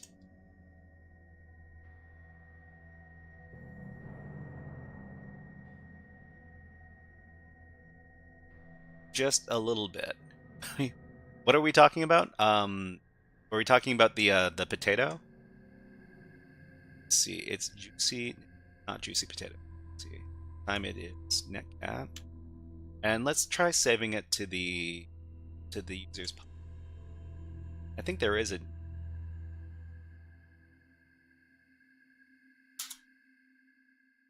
Huh. Okay, looks like certutil isn't working here.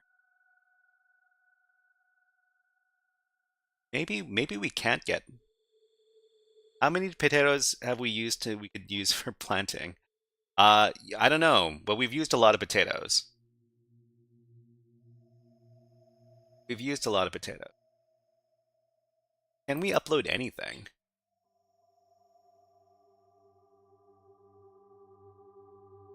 So let's take a look at our. We've got our Python.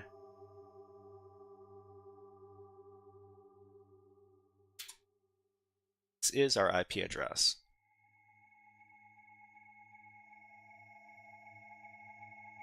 Okay. I'm not. Our XP command shell should be working.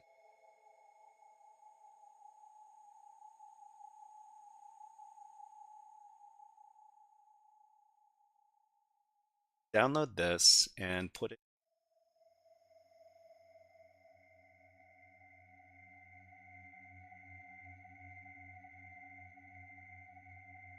See users public. Is there a public directory? I sworn there was. Let's put it in the admins directory. Huh. Still couldn't do it.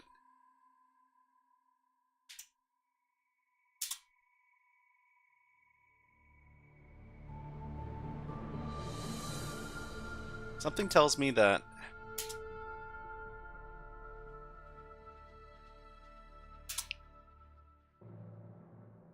So there's the public directory there.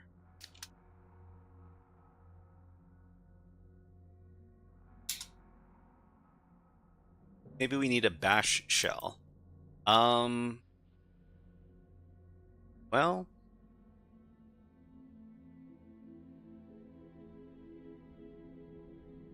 this is a command we're trying to do to download something from this IP address. Maybe we can't communicate with our. You know, there's a possibility that we can't communicate with our box. Although that doesn't make sense because there's supposed to be. So if I just give this command, ping our IP address. So our IP address is this. Let's see if we can get something back.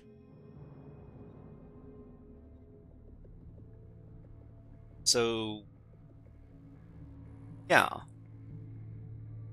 Pinged 4 times and we got 4 responses, right? So we can contact our IP address, but for some reason it doesn't want to download. What else can we use for downloads? PowerShell, right, we could use PowerShell. So what is the PowerShell?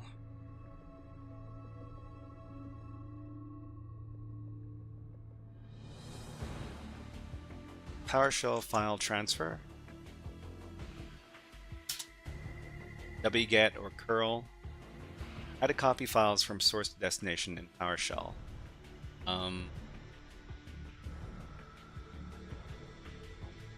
Can you use... Oh, I guess we could use like a PowerShell one-liner command. Let me get one really quick. We want to a PowerShell download file.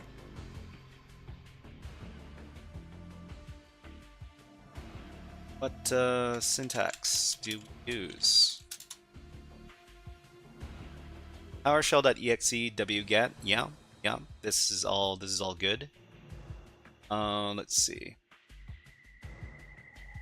PowerShell one-liner, new object system, net web client, download something over here. Okay, let me try this.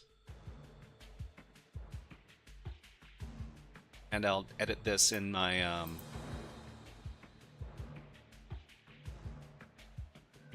terminal here. So PowerShell command.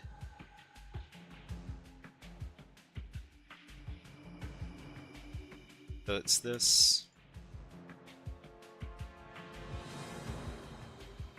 The c.exe file path save. So we would save it in the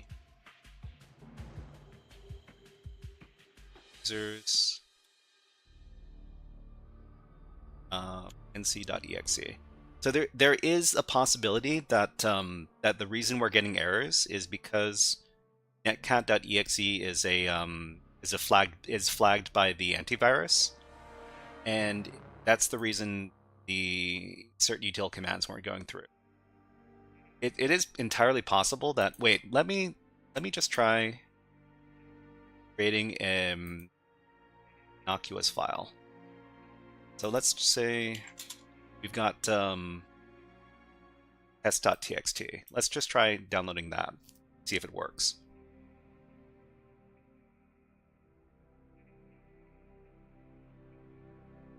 So certutil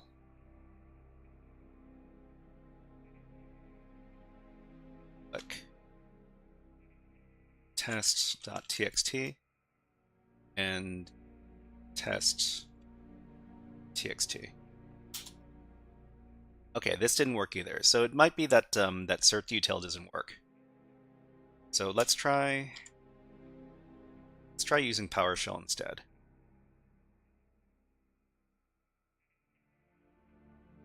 Okay. So over here, yeah, I think this is correct.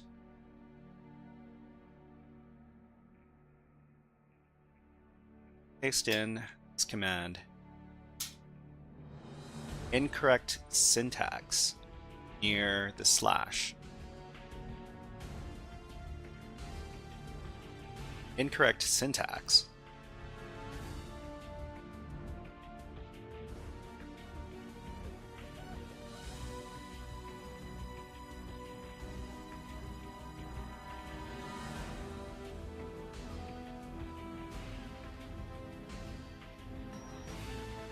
Is there a syntax error? Is there a problem with the syntax here? I don't think so.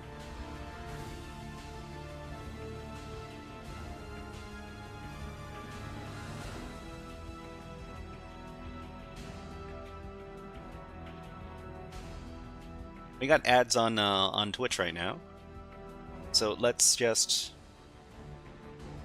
take a little breather. Double quotes.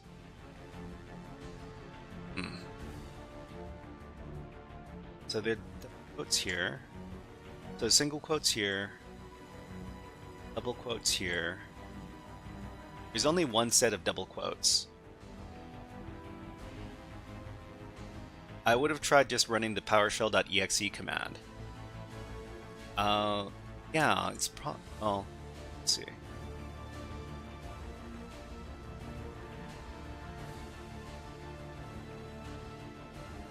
The only other possibility is that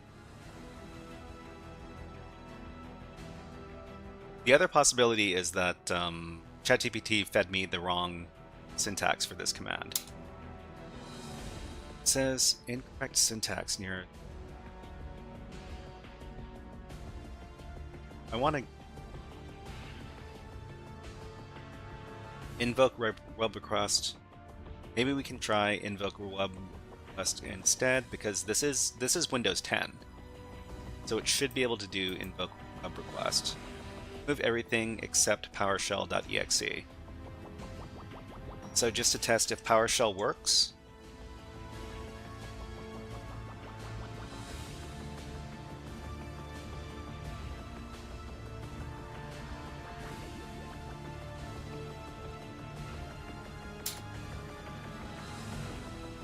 Okay, so that, I mean, it worked. But we can't interact with the shell. Okay.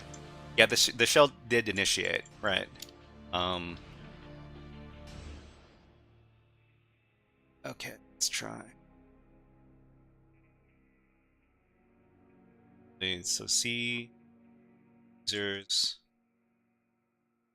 public @.exe, and to get it from our attacker server, which is here.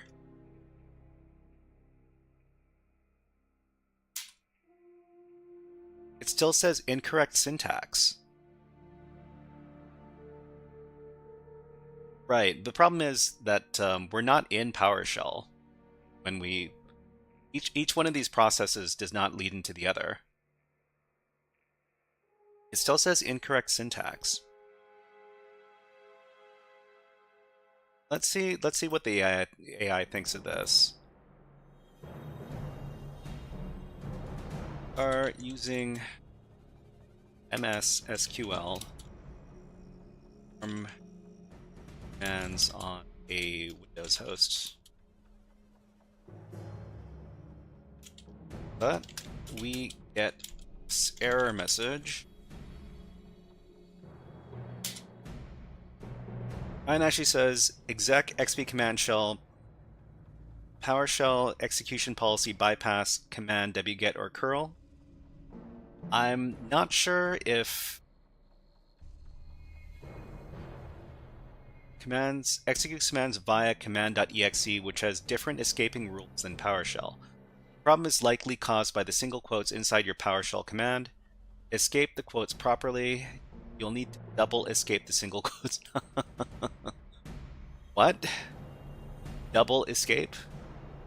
Okay, well. And alright, well, I mean that might be it. Let's try. So double escape the single quotes in here. Double escape the single quotes in here. Double escape the single quotes in here. No. This is Windows 10. It says output null, but did this was contacted. Our server was contacted. Now let's see if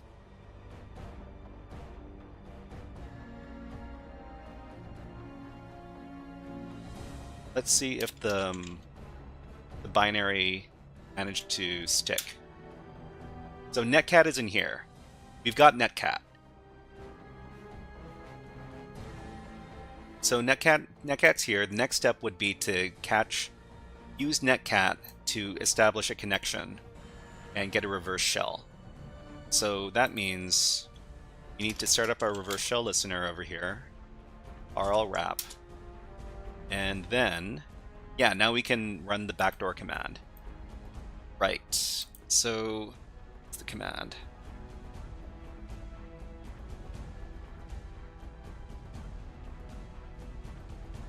Okay, the command is going to be C users public netcat.exe and communicate with our attacker server on port 433, execute cmd. Okay, so this should be it. And this hangs, so it probably... Okay.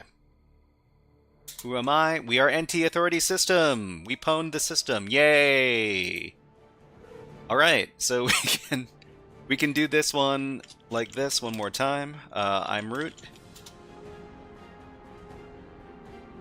What are you? I'm system root. Thank you for redeeming Ayanashi, but it's got a cooldown, so you have to wait, I think, like 2 minutes before we can run that redeem again. Everybody here made it fun. Thank you very much, Vladimir Volkov, Ayanashi, and all our other good friends. Let's go ahead and go into the C users admin directory. desktop. So root.txt. We're not going to read root.txt, but we're going to redirect that into a file called iReadRoot.txt. And because it's here, and because it's the same size, then we've effectively read root.txt. But thank you for everybody who hung out and gave all sorts of great advice. GG WP, good game, well played. Thank you very much. We're probably gonna call it here, but hey, let's do a shout out to all the fun people who participated in chat. Good computer security people like Ayanashi, Vladimir, Distorted. Else was around. If I forget to shout you out, let me know in chat, and I will shout you out. Cypher Enigma, Revisualize, and all the rest. Let's find some people to raid. Imagining a keylogger and bypassing AVS. Yeah, well, I mean, this is supposed to be an easy system, so I guess that's why they didn't turn on the Windows Defender. Let's see who's online right now. InfosecStreams.com is a great list of people. All do InfoSec and live streaming. There is nobody on right now, so let me check out my Twitch and see if I can find any fun people there. Okay, so we've got the science stream. It seems like we're rating the science stream almost every time, but they run a pretty fun channel. They talk about science. They talk about microscopes and ants and other fun stuff like that. And let's when you arrive on their channel through the raid, if you're raiding with all of us, please send this message right over here. The Pwned Network says hello, the Pwned Network. How are you? And let's do one last hack the planet. Hack the planet! Hack the planet! Shut up and get in. So if you could send this message right here, Frogface, hip hop hack, Frogface. Just like this, I would really appreciate it when you arrive on the Science Channel's channel. Let's set up that raid. It is Let's see, what is it called again? Science Streams. We're going to be back on Wednesday, everybody. So this is Monday. It's the beginning of the week, but we've got another 2 streams on Wednesday and Friday. More Windows hacking fun, more digital forensic stuff at the beginning as well. Hope to see you there. And until next time, have a great rest of the week and keep hacking.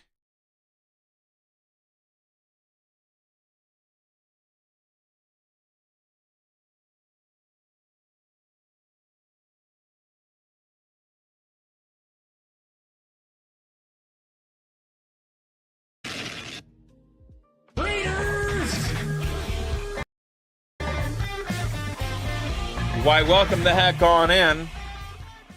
Raiders! Science stream, but we ain't bugging. We over here about to leave you chugging. Well, we got now the tribes arrived. I promise that I have prescribed you vibes.